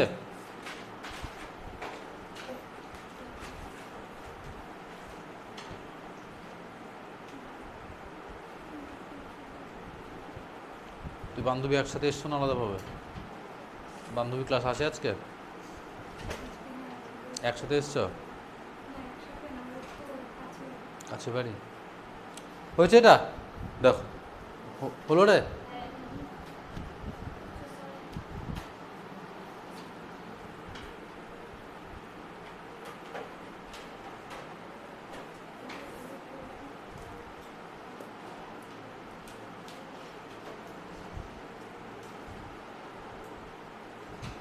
হেডিং দাও প্ল্যাঙ্কস কোয়ান্টাম থিওরি, হ্যাঁ, বা প্ল্যাঙ্কের কোয়ান্টাম তত্ত্ব। হেডিং দাও প্ল্যাঙ্কস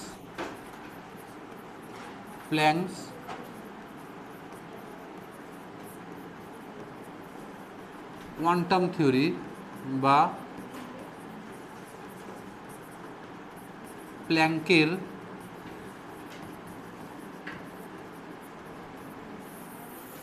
কোয়ান্টাম তত্ত্ব। কি ছিল বলো দেখি প্ল্যাঙ্কের কোয়ান্টাম তত্ত্ব?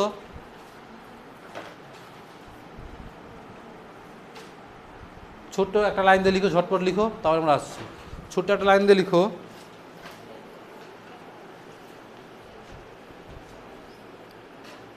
লিখো কোনো বস্তুর দ্বারা, ঝটপট লিখো, কোনো বস্তুর দ্বারা শক্তির বিকিরণ বা শোষণ, কোনো বস্তুর দ্বারা শক্তির বিকিরণ বা শোষণ নিরবিচ্ছিন্নভাবে ঘটে না। কোনো বস্তুর দ্বারা শক্তির বিকিরণ বা শোষণ, ওর শরীর খারাপ হচ্ছে, ও ছুটি নিয়ে নিতে বলো, যাও তুমি ছুটি নিয়ে নাও, যাও ছুটি নিয়ে নাও, যাও। তোমার সাথে কেউ আছে বাড়ির আশেপাশে, কেউ আছে? যাও, ওকে নিয়ে যাও, যাও যাও। হ্যাঁ, অফিসে গিয়ে একবার দেখা করে এসো, যাও তুমি যাও, গিয়ে দেখা করে এসো। ওর মুখ দেখে মনে হচ্ছে ওর হেলথ কন্ডিশন ভালো নেই, যাও।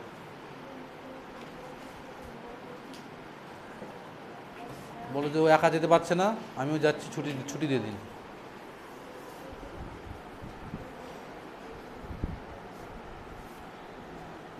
এক নম্বর লিখো কোনো বস্তুর দ্বারা শক্তির বিকিরণ বা শোষণ নিরবিচ্ছিন্নভাবে ঘটে না। হয়েছে? নিরবিচ্ছিন্নভাবে ঘটে না। দাঁড়িয়ে লিখো শক্তির বিকিরণ বা শোষণ, শক্তির বিকিরণ বা শোষণ সর্বদাই একটি নির্দিষ্ট স্বল্প পরিমাণ, শক্তির বিকিরণ বা শোষণ সর্বদাই একটি নির্দিষ্ট স্বল্প পরিমাণ শক্তির, সর্বদাই একটি নির্দিষ্ট স্বল্প পরিমাণ শক্তির পূর্ণ সংখ্যার গুণিতকে ঘটে। সর্বদাই একটি নির্দিষ্ট স্বল্প পরিমাণ শক্তির পূর্ণ সংখ্যার গুণিতকে ঘটে। তুমি লিখছো না পিছনে? গুড, গুণিতকে ঘটে। হ্যাঁ, 2 নম্বর পয়েন্ট লিখো। 2 নম্বর পয়েন্টে লিখো নির্দিষ্ট স্বল্প পরিমাণ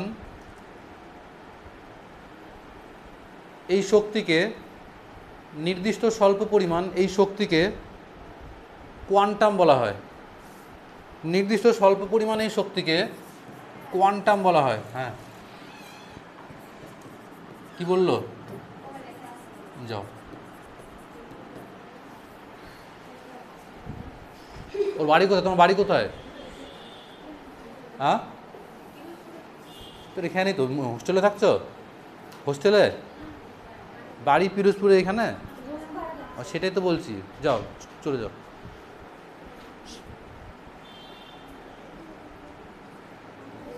কোন মেসে থাকো? জাসমিনে? সিঙ্গেল একাই থাকো?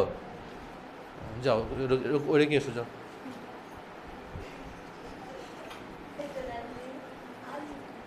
দুই নম্বর পয়েন্ট লিখো নির্দিষ্ট স্বল্প পরিমাণের শক্তিকে কোয়ান্টাম বলা হয়। দাঁড়িয়ে লিখো আলোক রশ্মির ক্ষেত্রে এই কোয়ান্টামকে ফোটন বলা হয়। আরে যেতে দাও ওকে, অদ্ভুত ব্যাপার। আলোক রশ্মির ক্ষেত্রে এই কোয়ান্টামকে ফোটন বলা হয়। এই কোয়ান্টামকে ফোটন বলা হয়। হ্যাঁ, এই কোয়ান্টামকে ফোটন বলা হয়। হয়েছে? এই কোয়ান্টামকে ফোটন বলা হয়। লাস্ট পয়েন্ট লিখো, 3 নম্বর পয়েন্ট লিখো। 3 নম্বর পয়েন্ট লিখো প্রতিটি কোয়ান্টামে যে পরিমাণ শক্তি, প্রতিটি কোয়ান্টামে যে পরিমাণ শক্তি নিহিত থাকে প্রতিটি কোয়ান্টামে যে পরিমাণ শক্তি নিহিত থাকে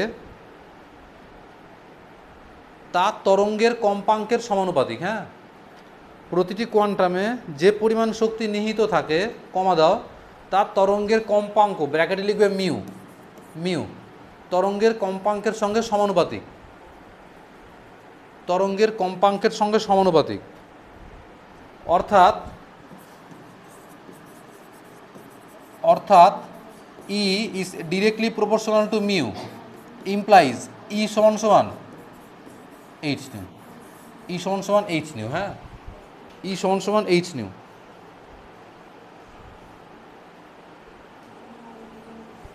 হলো? দাঁড়িয়ে লিখো, কোনো বস্তু দ্বারা শোষিত,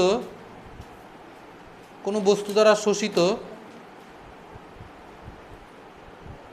বা বিকিরিত, বাহ তুমি একটা লাইনও লিখছো না, একটু অতিরিক্ত স্বাধীনতা হয়ে গেল। কোনো বস্তু দ্বারা শোষিত বা বিকিরিত মোট শক্তির পরিমাণ, শোষিত বা বিকিরিত মোট শক্তির পরিমাণ, শোষিত বা বিকিরিত মোট শক্তির পরিমাণ equal to N H new, equal to N H new, যেখানে এনটা কি নির্দেশ করে, এন সমান সমান মোট ফোটন সংখ্যা। দেখো প্রপোর্শনাল ছিল নিউ, এবার সমানুপাতিক চিহ্ন তুলে দিলে একটা ধ্রুবক আসে, সেই ধ্রুবকটাকে কি বলা হচ্ছে, এইচ, যেখানে এইচটা হচ্ছে তোমার ধ্রুবক, কনস্ট্যান্ট। এই ধ্রুবকটাকে কার ধ্রুবক বলে, এক্স্যাক্টলি এটাকেই বলে প্ল্যাঙ্কস কনস্ট্যান্ট, এটাকেই বলে প্ল্যাঙ্কস কনস্ট্যান্ট বা প্ল্যাঙ্কের ধ্রুবক। এর মান কত হয়, 6.626 ইন্টু 10⁻34 জুল ইন্টু সেকেন্ড। তাহলে এন হচ্ছে এইটা, এইচ হচ্ছে এইটা, আর মি হচ্ছে কম্পাঙ্ক, কম্পাঙ্ক। বোঝা গেল? মানে কোনো তড়িৎচুম্বকীয় তরঙ্গ থেকে যে শক্তি নির্গত হবে তার এনার্জি কম্পাঙ্কের সঙ্গে সমানুপাতিক। অর্থাৎ একটা ফোটনের শক্তি কী হবে, এইচ নিউ। যদি এন সংখ্যক ফোটন বেরোয়, ধরো এই বাল্বটা জ্বলছে, বাল্ব থেকে এন সংখ্যক ফোটন বেরোচ্ছে, তাহলে একটা ফোটনের শক্তি এইচ নিউ, তাহলে এন সংখ্যক ফোটন যদি বেরোয় তার টোটাল শক্তি কত নির্গত হবে, এন ইন্টু এইচ নিউ, যেখানে এনটা ফোটন সংখ্যা, এইচটা প্ল্যাঙ্কের কনস্ট্যান্ট, আর নিউটা কম্পাঙ্ক। হলো? এবার ফোটনের ক্ষেত্রে ইয়ের ভ্যালু কত, নিউ সমান কী লিখতে পারি আমরা বলো? তাহলে এনার্জি অফ ওয়ান ফোটন, দেখো আসতে, এনার্জি অফ ওয়ান ফোটন বা একটি ফোটনের শক্তি, একটি ফোটনের শক্তি ই সমান কি এসছে আমাদের বলো, এইচ নিউ, এইচ নিউ। আর নিউ যায় কী লিখতে পারি আমরা, এইচ সি বাই ল্যামডা। আর ফোটনের ক্ষেত্রে সি এর ভ্যালু কত, 3 into 10⁸ metre per second, H value আমরা জানি। তাহলে যদি সি সমান সমান 3 ইন্টু 10⁸ মিটার পার সেকেন্ড আর এইচের value 6.626 into 10⁻⁻34 joule per second বসিয়ে দাও, তাহলে ডাইরেক্ট এর formula, sorry joule into second, তাহলে এখান থেকে ডাইরেক্ট যে ফর্মুলা, একটা ফোটনের শক্তি ই ইকুয়াল টু তোমার চলে আসবে 12,400 ডিভাইডেড বাই ল্যামডা, সেটাকে নিতে হবে অ্যাংস্ট্রং ইউনিটে, ইউনিট চলে আসবে তোমার ইলেকট্রোভোল্টে। ডাইরেক্ট ফর্মুলা মুখস্থ রাখো, একটা ফোটনের শক্তি ই সমান সমান 12,400 ডিভাইডেড বাই ল্যামডা, ল্যামডাকে কোন এককে নিতে হবে, অ্যাংস্ট্রংয়ে, ল্যামডাকে অ্যাংস্ট্রংয়ে নিলে শক্তির একক কিসে চলে আসবে, ইলেকট্রোভোল্টে, ইভি, ইভি। হ্যাঁ, আর 1 ইলেকট্রোভোল্ট সমান সমান কত জুল হয়, exactly that is 1.602 into 10⁻⁻19 joule. মনে রেখো এই দুটো, 1 ইলেকট্রোভোল্ট সমান 1.6 10⁻⁻19 জুল, আর ফোটনের শক্তি হচ্ছে এইটা। এই দুটো ফর্মুলা তোমার কাজে লাগবে অঙ্ক করতে।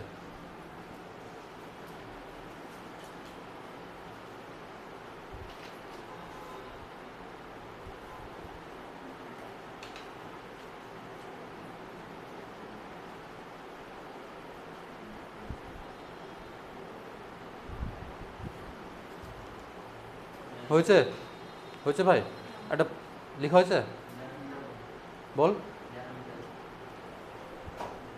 ন্যানোমিটার মানে ন্যানোমিটারে থাকে থাকে একটা, তুই অ্যাংস্ট্রং রাখ তো অঙ্ক করতে সুবিধা হবে। হ্যাঁ, একটা কোশ্চেন লিখো, কোশ্চেন লিখো একটা, 6200 অ্যাংস্ট্রং তরঙ্গ দৈর্ঘ্য বিশিষ্ট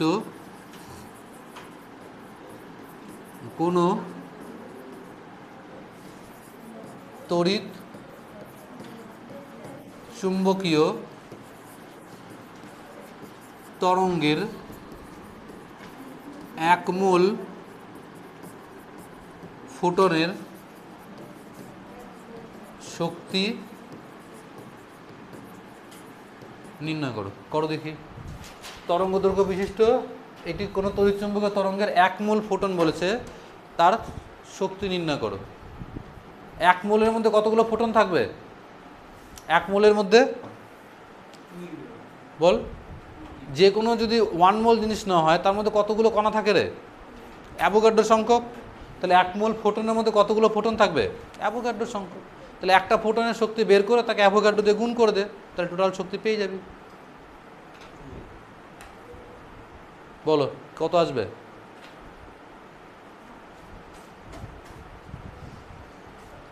বাড়ির থেকে ফোন এসেছিল? বাড়ির থেকে? আমি তো ভাবলাম যে কোথাও ফায়ার টায়ার হলো নাকি, আবার হয়তো ফায়ারিং হয়েছে কোথাও, অ্যালার্ম বাজছে এখন। ঝটপট করো। অনেক সময় হয় না যে ফায়ার মানে কোথাও অগ্নিসংযোগ হলে ঘন্টা বাজে, এরকম বিপদ সংকেত। আমি ভাবছি সেরকম কিছু হয়তো। বাহ, এরকম বান্ধবী যেন ঘরে ঘরে হয়। বলো কত এলো?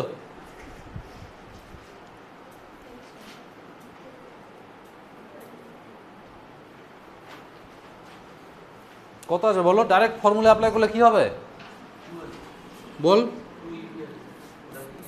একটা ফোটনের শক্তি, একটি ফোটন কণার শক্তি ই, ফর্মুলা কি জানি আমরা? 12400 divided by lambda angstrom electronvolt, তাহলে ইকুয়াল টু 12400 ডিভাইডেড বাই ল্যামডার ভ্যালু দিয়েছে কত? তাহলে 6200। কিসে চলে আসবে এটা? ইলেকট্রোভোল্ট। কাটাকাটি করলে কত? তাহলে 2 ইলেকট্রোভোল্ট, ইলেকট্রোভোল্টকে জুলে করলে 1.6 10⁻⁻19 জুল। তাহলে একটা ফোটনের শক্তি কত বেরোচ্ছে আমাদের? 3.2 × 10⁻⁻19 জুল। এটা একটা ফোটনের বেরোলো। সুতরাং 1 মোল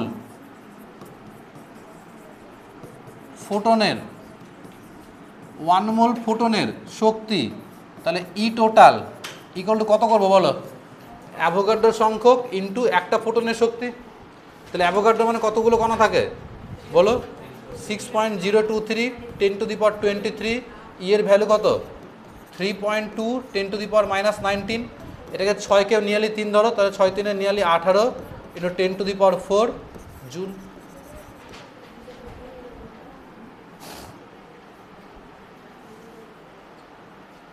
বুঝা গেল? টোটাল শক্তি চলে আসবে এটা।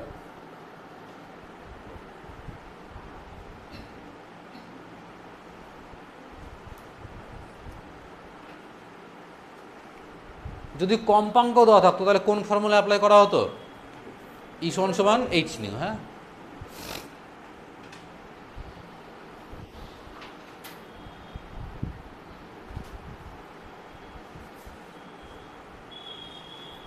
হয়েছে? মোবাইলটা ব্যাগে ঢুকিয়ে নাও। হেডিং দাও বোরস অ্যাটমিক মডেল বা বোরের পারমাণবিক মডেল। হ্যাঁ, বোরস অ্যাটমিক মডেল বা বোরের পারমাণবিক মডেল। এই রিজনা লিখেছো এটা?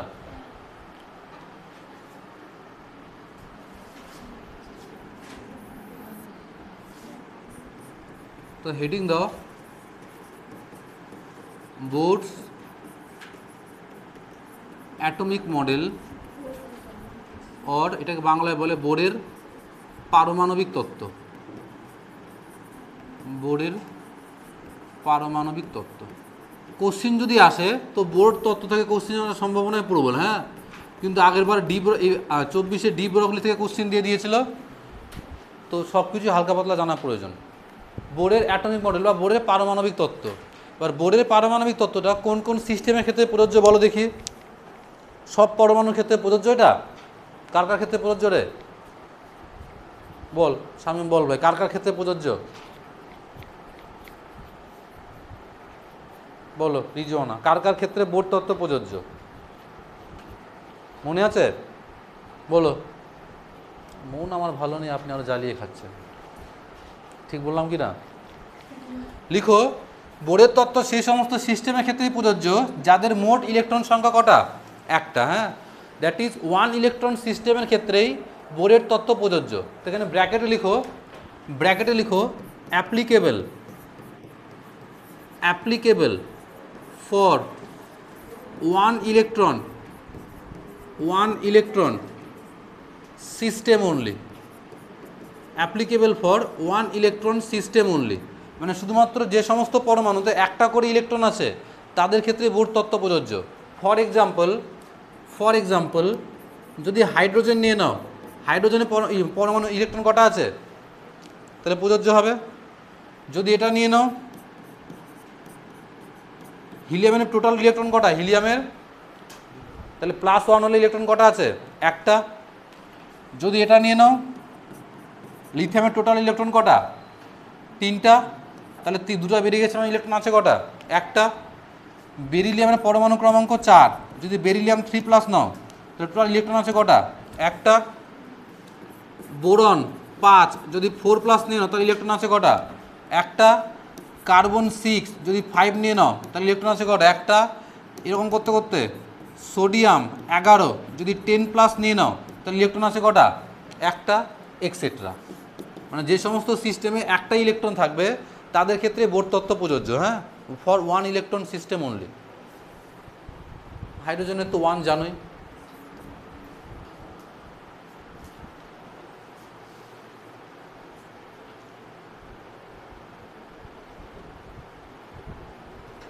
হয়েছে? লিখেছ? এবার হেডিং দাও, পস্টুলেটস অফ বোর থিওরি বা বোর তত্ত্বের স্বীকার্য।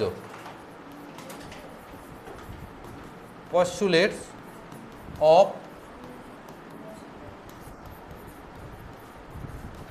বোর থিওরি বা বোর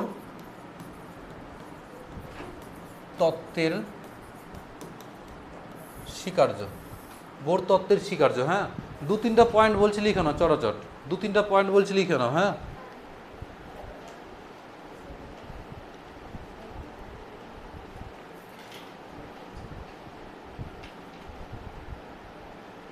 লিখো, এক নম্বর পয়েন্ট দিয়ে লিখো বোর তত্ত্বের স্বীকার্য। লিখো, ইলেকট্রনগুলি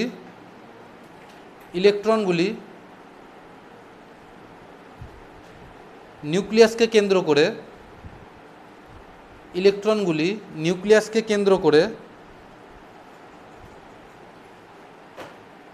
কেবলমাত্র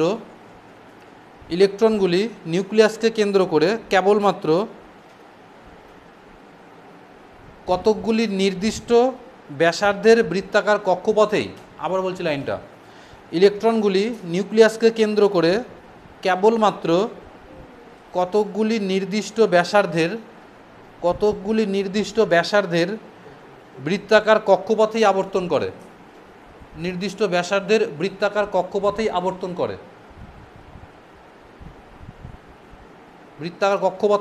করে। হয়েছে? কক্ষপথে আবর্তন করে। দাঁড়িয়ে দিয়ে লিখো, এই বৃত্তাকার কক্ষপথগুলির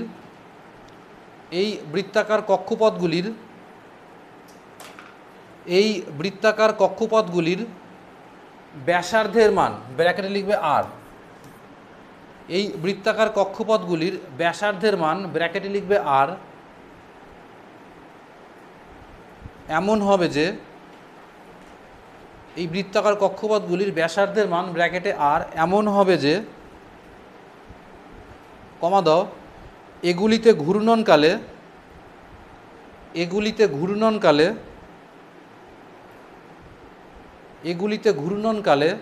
ইলেকট্রনের কৌণিক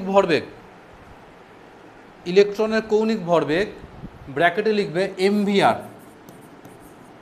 ইলেকট্রনের কৌণিক ভরবেগ ব্র্যাকেটে লিখবে mvr কমা h/2 এর একটি পূর্ণ সংখ্যার গুণিতক হবে। h/2 এর একটি পূর্ণ সংখ্যার গুণিতক হবে অর্থাৎ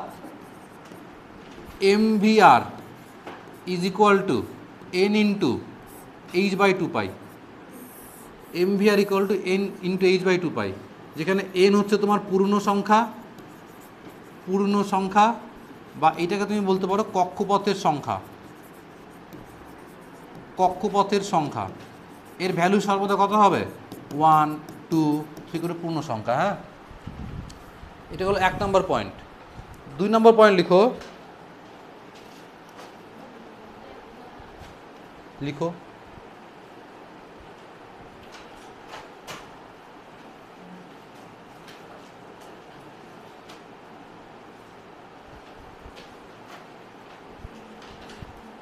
হয়েছে? 2 নম্বর লিখো, এইসব নির্দিষ্ট বৃত্তাকার কক্ষপথের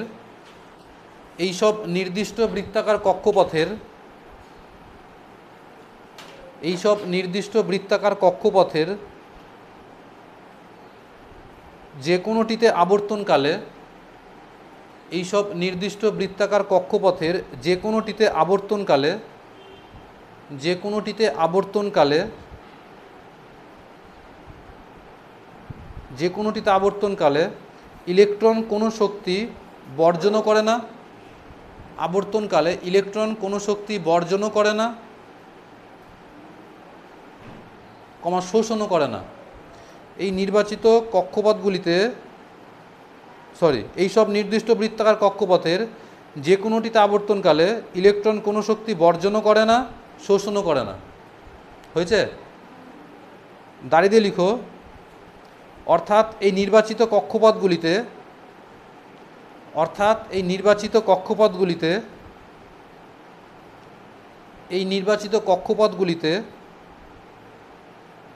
ইলেকট্রনগুলি স্থির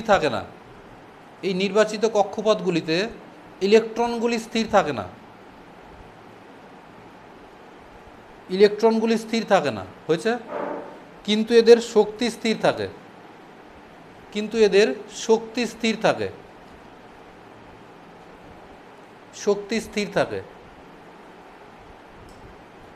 হয়েছে? শক্তি স্থির থাকে। দাঁড়িয়ে দিয়ে লিখো, তাই এগুলিকে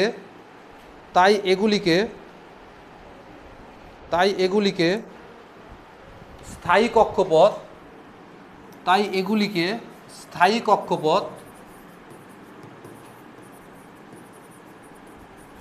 কক্ষপথ বা সুস্থিত কক্ষপথ ব্র্যাকেটে লিখো স্টেশনারি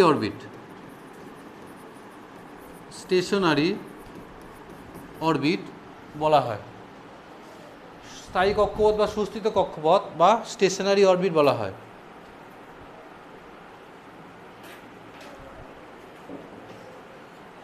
হাত ব্যথা হয়ে গেল? লাস্ট পয়েন্ট লিখো,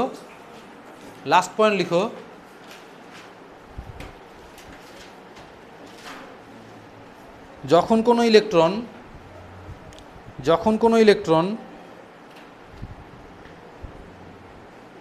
উচ্চতর শক্তির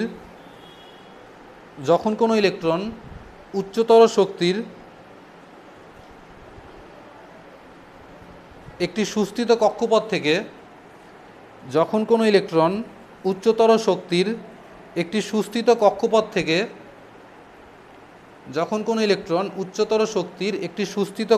থেকে নিম্নতর শক্তির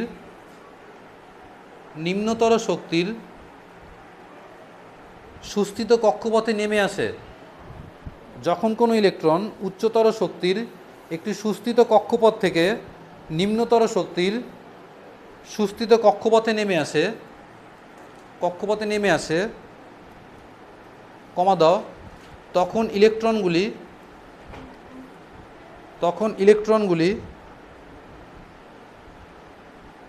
তরঙ্গের আকারে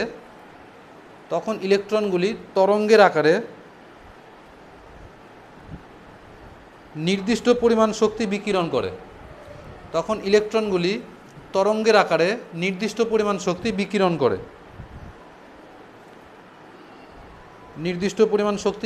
করে।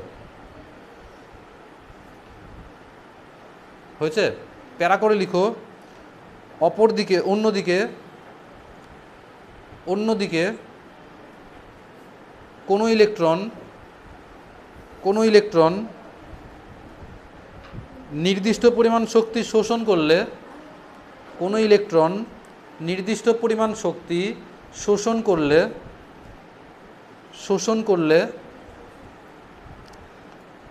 নিম্নতর শক্তি স্তর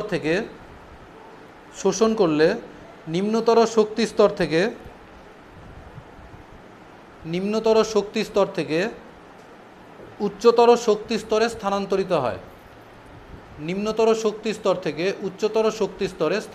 হয়।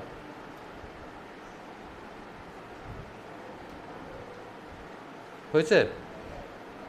লাস্ট লাইন লিখো দাড়ি দিয়ে। কখনোই পরপর দুটি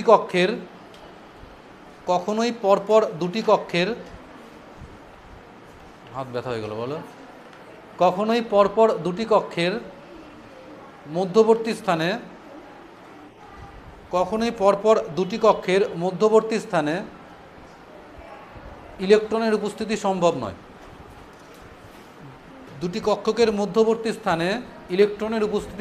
নয়।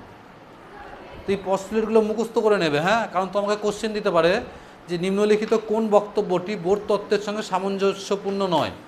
তো তত্ত্বগুলো তোমাকে জানতে হবে, হ্যাঁ, তত্ত্ব জানতে হবে। এবার ছোট্ট করে হেডিং দাও, ক্যালকুলেশন অফ বোর রেডিয়াস।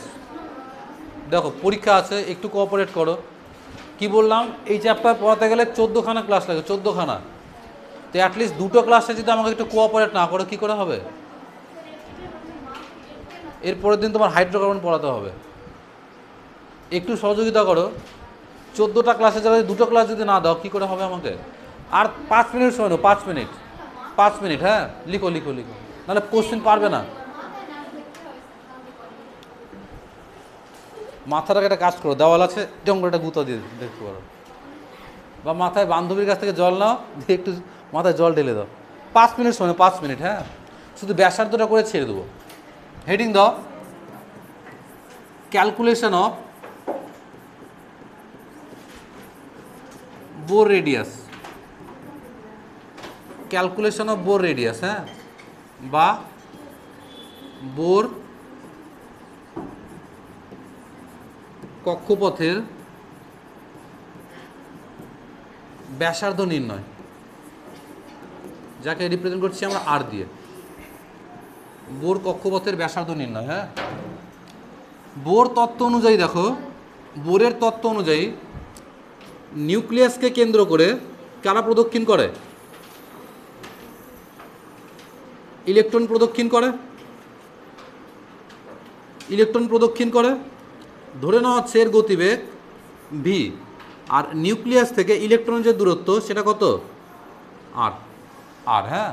তো লেট ধরি, বাংলাতে লিখছি, হ্যাঁ, m ভর এবং e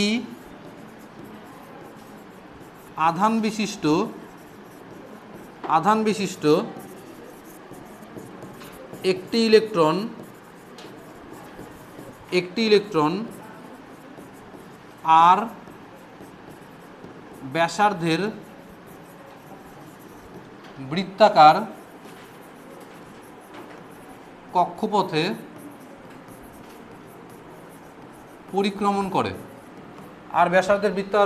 পরিক্রমণ করে, এবং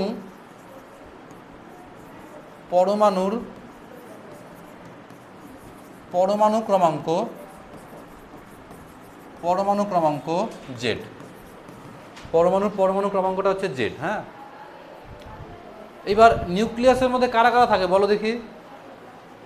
প্রোটন আর নিউট্রন। তাহলে আমার যে নিউক্লিয়াস যেটা আছে আর ইলেকট্রন একে ঘিরে প্রদক্ষিণ করছে, ইলেকট্রন প্রদক্ষিণ করছে। নিউক্লিয়াসের মধ্যে আছে প্রোটন প্লাস নিউট্রন, নিউট্রনের তো কোনো আধান নেই। এবার পরমাণু ক্রমাঙ্ক যদি জেড হয়, তার মানে প্রোটন সংখ্যা কটা আছে? জেড সংখ্যক। আর একটা ইলেকট্রন আর প্রোটনের আধান কি হয়? সমান হয়। তাহলে একটা প্রোটনের আধান যদি ই হয়, তাহলে জেড সংখ্যক প্রোটনের আধান কত হবে? জেডি। আর একটা ইলেকট্রনের আধান হচ্ছে ই, তাহলে এর চার্জ প্লাস, এর চার্জ কি? মাইনাস। তাহলে এদের মধ্যে কি কাজ করবে গো? আকর্ষণ না বিকর্ষণ? আকর্ষণ কাজ করবে। তাহলে দুটো বিপরীত আধানের মধ্যে ক্রিয়াশীল আকর্ষণ বল এফ অ্যাট্রাকশন কি হয় বলো? ফর্মুলা কি হয়? কার সূত্রে অ্যাপ্লাই করতে হয়? কুলম্বের সূত্র। এফ অ্যাট্রাকশন সমান কি বলে? কুলম্ব কি বলে? K Q1 Q2 divided by R square. তাহলে ইজ ইকুয়াল টু কে। এই নিউক্লিয়াসের চার্জের মান কত বলো? জেডি। আর এর চার্জের মান কত? ই। এদের মধ্যে দূরত্ব কত? তাহলে আর এর স্কোয়ার। তাহলে আকর্ষণ বলের মান কত আসছে দেখো? K Z square divided by R square. এটা হচ্ছে আমাদের চলে হলো এফ অ্যাট্রাকশন। আকর্ষণ বলের মান 1 নম্বর। হ্যাঁ,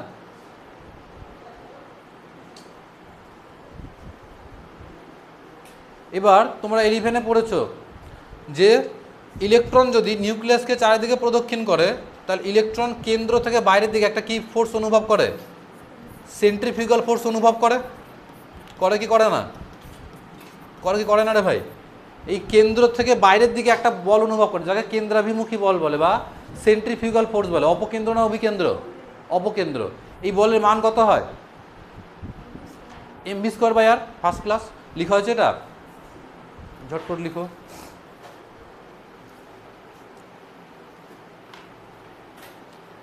এটা মনে মনে যে কি পরিমাণ গালি দিচ্ছে আমাকে, দাও তুমি হ্যাপি থাকো। গালি দিচ্ছ না আমাকে? হয়েছে দেখো।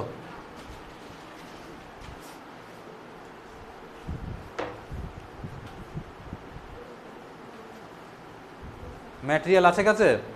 এই ম্যাটেরিয়াল আছে, কোশ্চিন ব্যাংক আছে, খুলবে দেখবে যতটি পড়াচ্ছি সব এগুলোই কোশ্চিন আছে। প্রিভিয়াস ইয়ার ঘেটে নাও, এই কোশ্চিনগুলো এসে দেখো। তো দ্বিতীয় যে কথাটা দেখো, নিউক্লিয়াসকে কেন্দ্র করে যখন ইলেকট্রন ঘুরছে, ও কেন্দ্র থেকে বাইরের দিকে একটা সেন্ট্রিফিউগাল ফোর্স অনুভব করছে।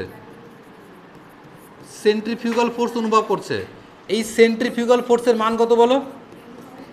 mv²/r is equal two mv²/r। এবার পরমাণুটাকে যদি স্টেবল হতে হয়, এ ভিতরের দিকে ফিল করছে অ্যাট্রাকশন, আর বাইরের দিকে ফিল করছে অপকেন্দ্র বল। তাহলে পরমাণুটাকে যদি স্টেবল হতে হয়, তাহলে এই আকর্ষণ বলটা আর সেন্ট্রিফিউগাল ফোর্সটাকে কী হতে হবে? সমান হতে হবে। তাহলে ফর স্টেবিলিটি অফ নিউক্লিয়াসের স্টেবিলিটির জন্য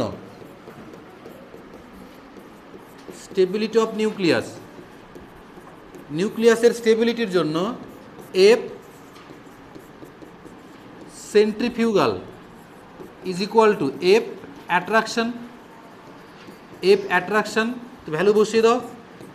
সেন্ট্রিফিউগাল মানে হচ্ছে তোমার mv²/r, অ্যাট্রাকশন মানে কে জেড স্কোয়ার/r। তাহলে এখান থেকে কি কাটছে দেখো? এটা r² হবে। কি কাটছে দেখো?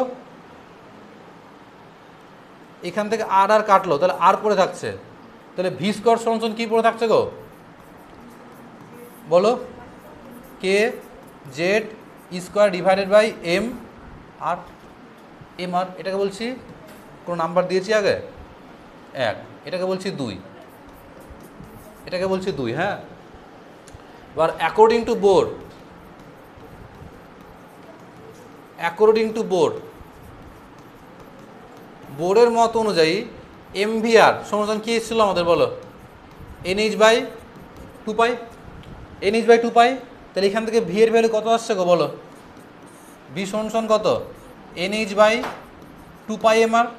তাহলে এর যদি ভি স্কোয়ার করো কি চলে আসবে N square H square 4 square M square R square, এটাকে বলছি 3। তাহলে 2 আর 3 যদি তুলনা করি কি পাবো বলো, এটাও ভি স্কোয়ার এটাও ভি স্কোয়ার, দুটার ভি কী হবে সমান। তাহলে 2 ও 3 তুলনা করে পাই, 2 ও 3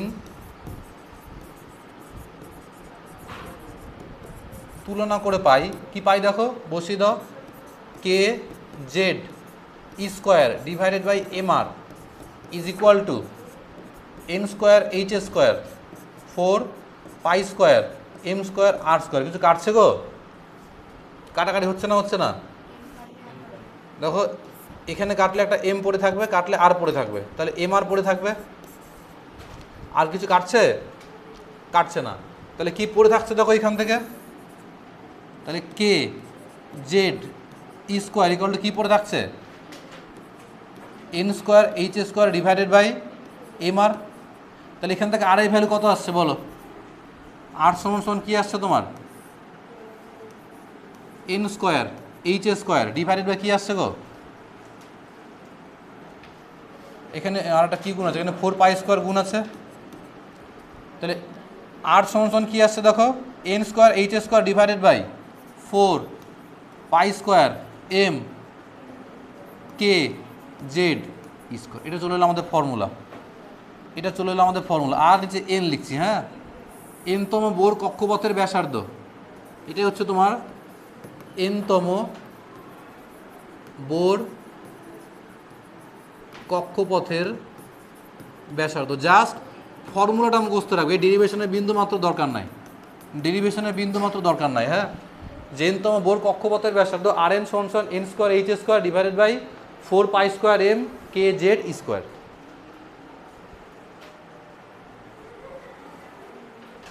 হয়েছে, জাস্ট এই ফর্মুলা মুখস্থ রাখবে, কারণ তোমাকে ডাইরেক্ট ফর্মুলা কিন্তু পরীক্ষাতে এসছে যে এনতম বোর কক্ষপথের ব্যাসার্ধের রাশিমালাটি হলো, ডাইরেক্ট এরকম অপশন দিয়ে দিয়েছে। আজকে তোমাকে এই রাশিমালাটা মুখস্থ রাখতে হবে একদম। হলো, এবার কার কার ভ্যালু আমরা জানি বলো, এইচ এর ভ্যালু জানি, 4 স্কোয়ারের ভ্যালু জানি, এম এর ভ্যালু জানি, ই এর ভ্যালু জানি, কে এর ভ্যালু জানি। এই ভ্যালুগুলো যদি বসিয়ে দাও কী আসছে দেখো, আর 1 মিনিট সময় নেবো, 1 মিনিট। এই ভ্যালুগুলো যদি বসিয়ে দাও কী আসছে দেখো, তাহলে আর এন এর ফর্মুলা আমাদের কী আসছে N square H square 4 square M K Z square. H এর ভ্যালু যদি বসিয়ে দাও 6.626 10⁻⁻34 জুল ইন্টু সেকেন্ড, 4 স্কোয়ার এর ভ্যালু হচ্ছে 4 ইন্টু 3.14 এর স্কোয়ার। এম ভ্যালু যদি বসিয়ে দাও 9.1 10⁻31 কেজি। কে এর ভ্যালু যদি বসিয়ে দাও 9 ইন্টু 10⁹, ই এর ভ্যালু যদি বসিয়ে দাও 1.602 10⁻19 কুলম। কুলম, তাহলে ডাইরেক্ট যে ফর্মুলা আমাদের চলে আসে দেখো, ডাইরেক্ট যে formula that is R N is equal to, তাহলে কার কার ভ্যালু তুমি পাচ্ছ না দেখো, কার কার ভ্যালু, একটা এন আর একটা জেড। যদি ক্যালকুলেশন করো ডাইরেক্ট তোমার ফর্মুলা আসবে 0.53 into N square by Z, unit চলে আসবে, ডাইরেক্ট মনে রাখো এটা। হ্যাঁ দ্যাট ইজ আর এনটা হচ্ছে এনতম কক্ষপথের ব্যাসার্ধ, তাহলে আর এন হচ্ছে তোমার এনতম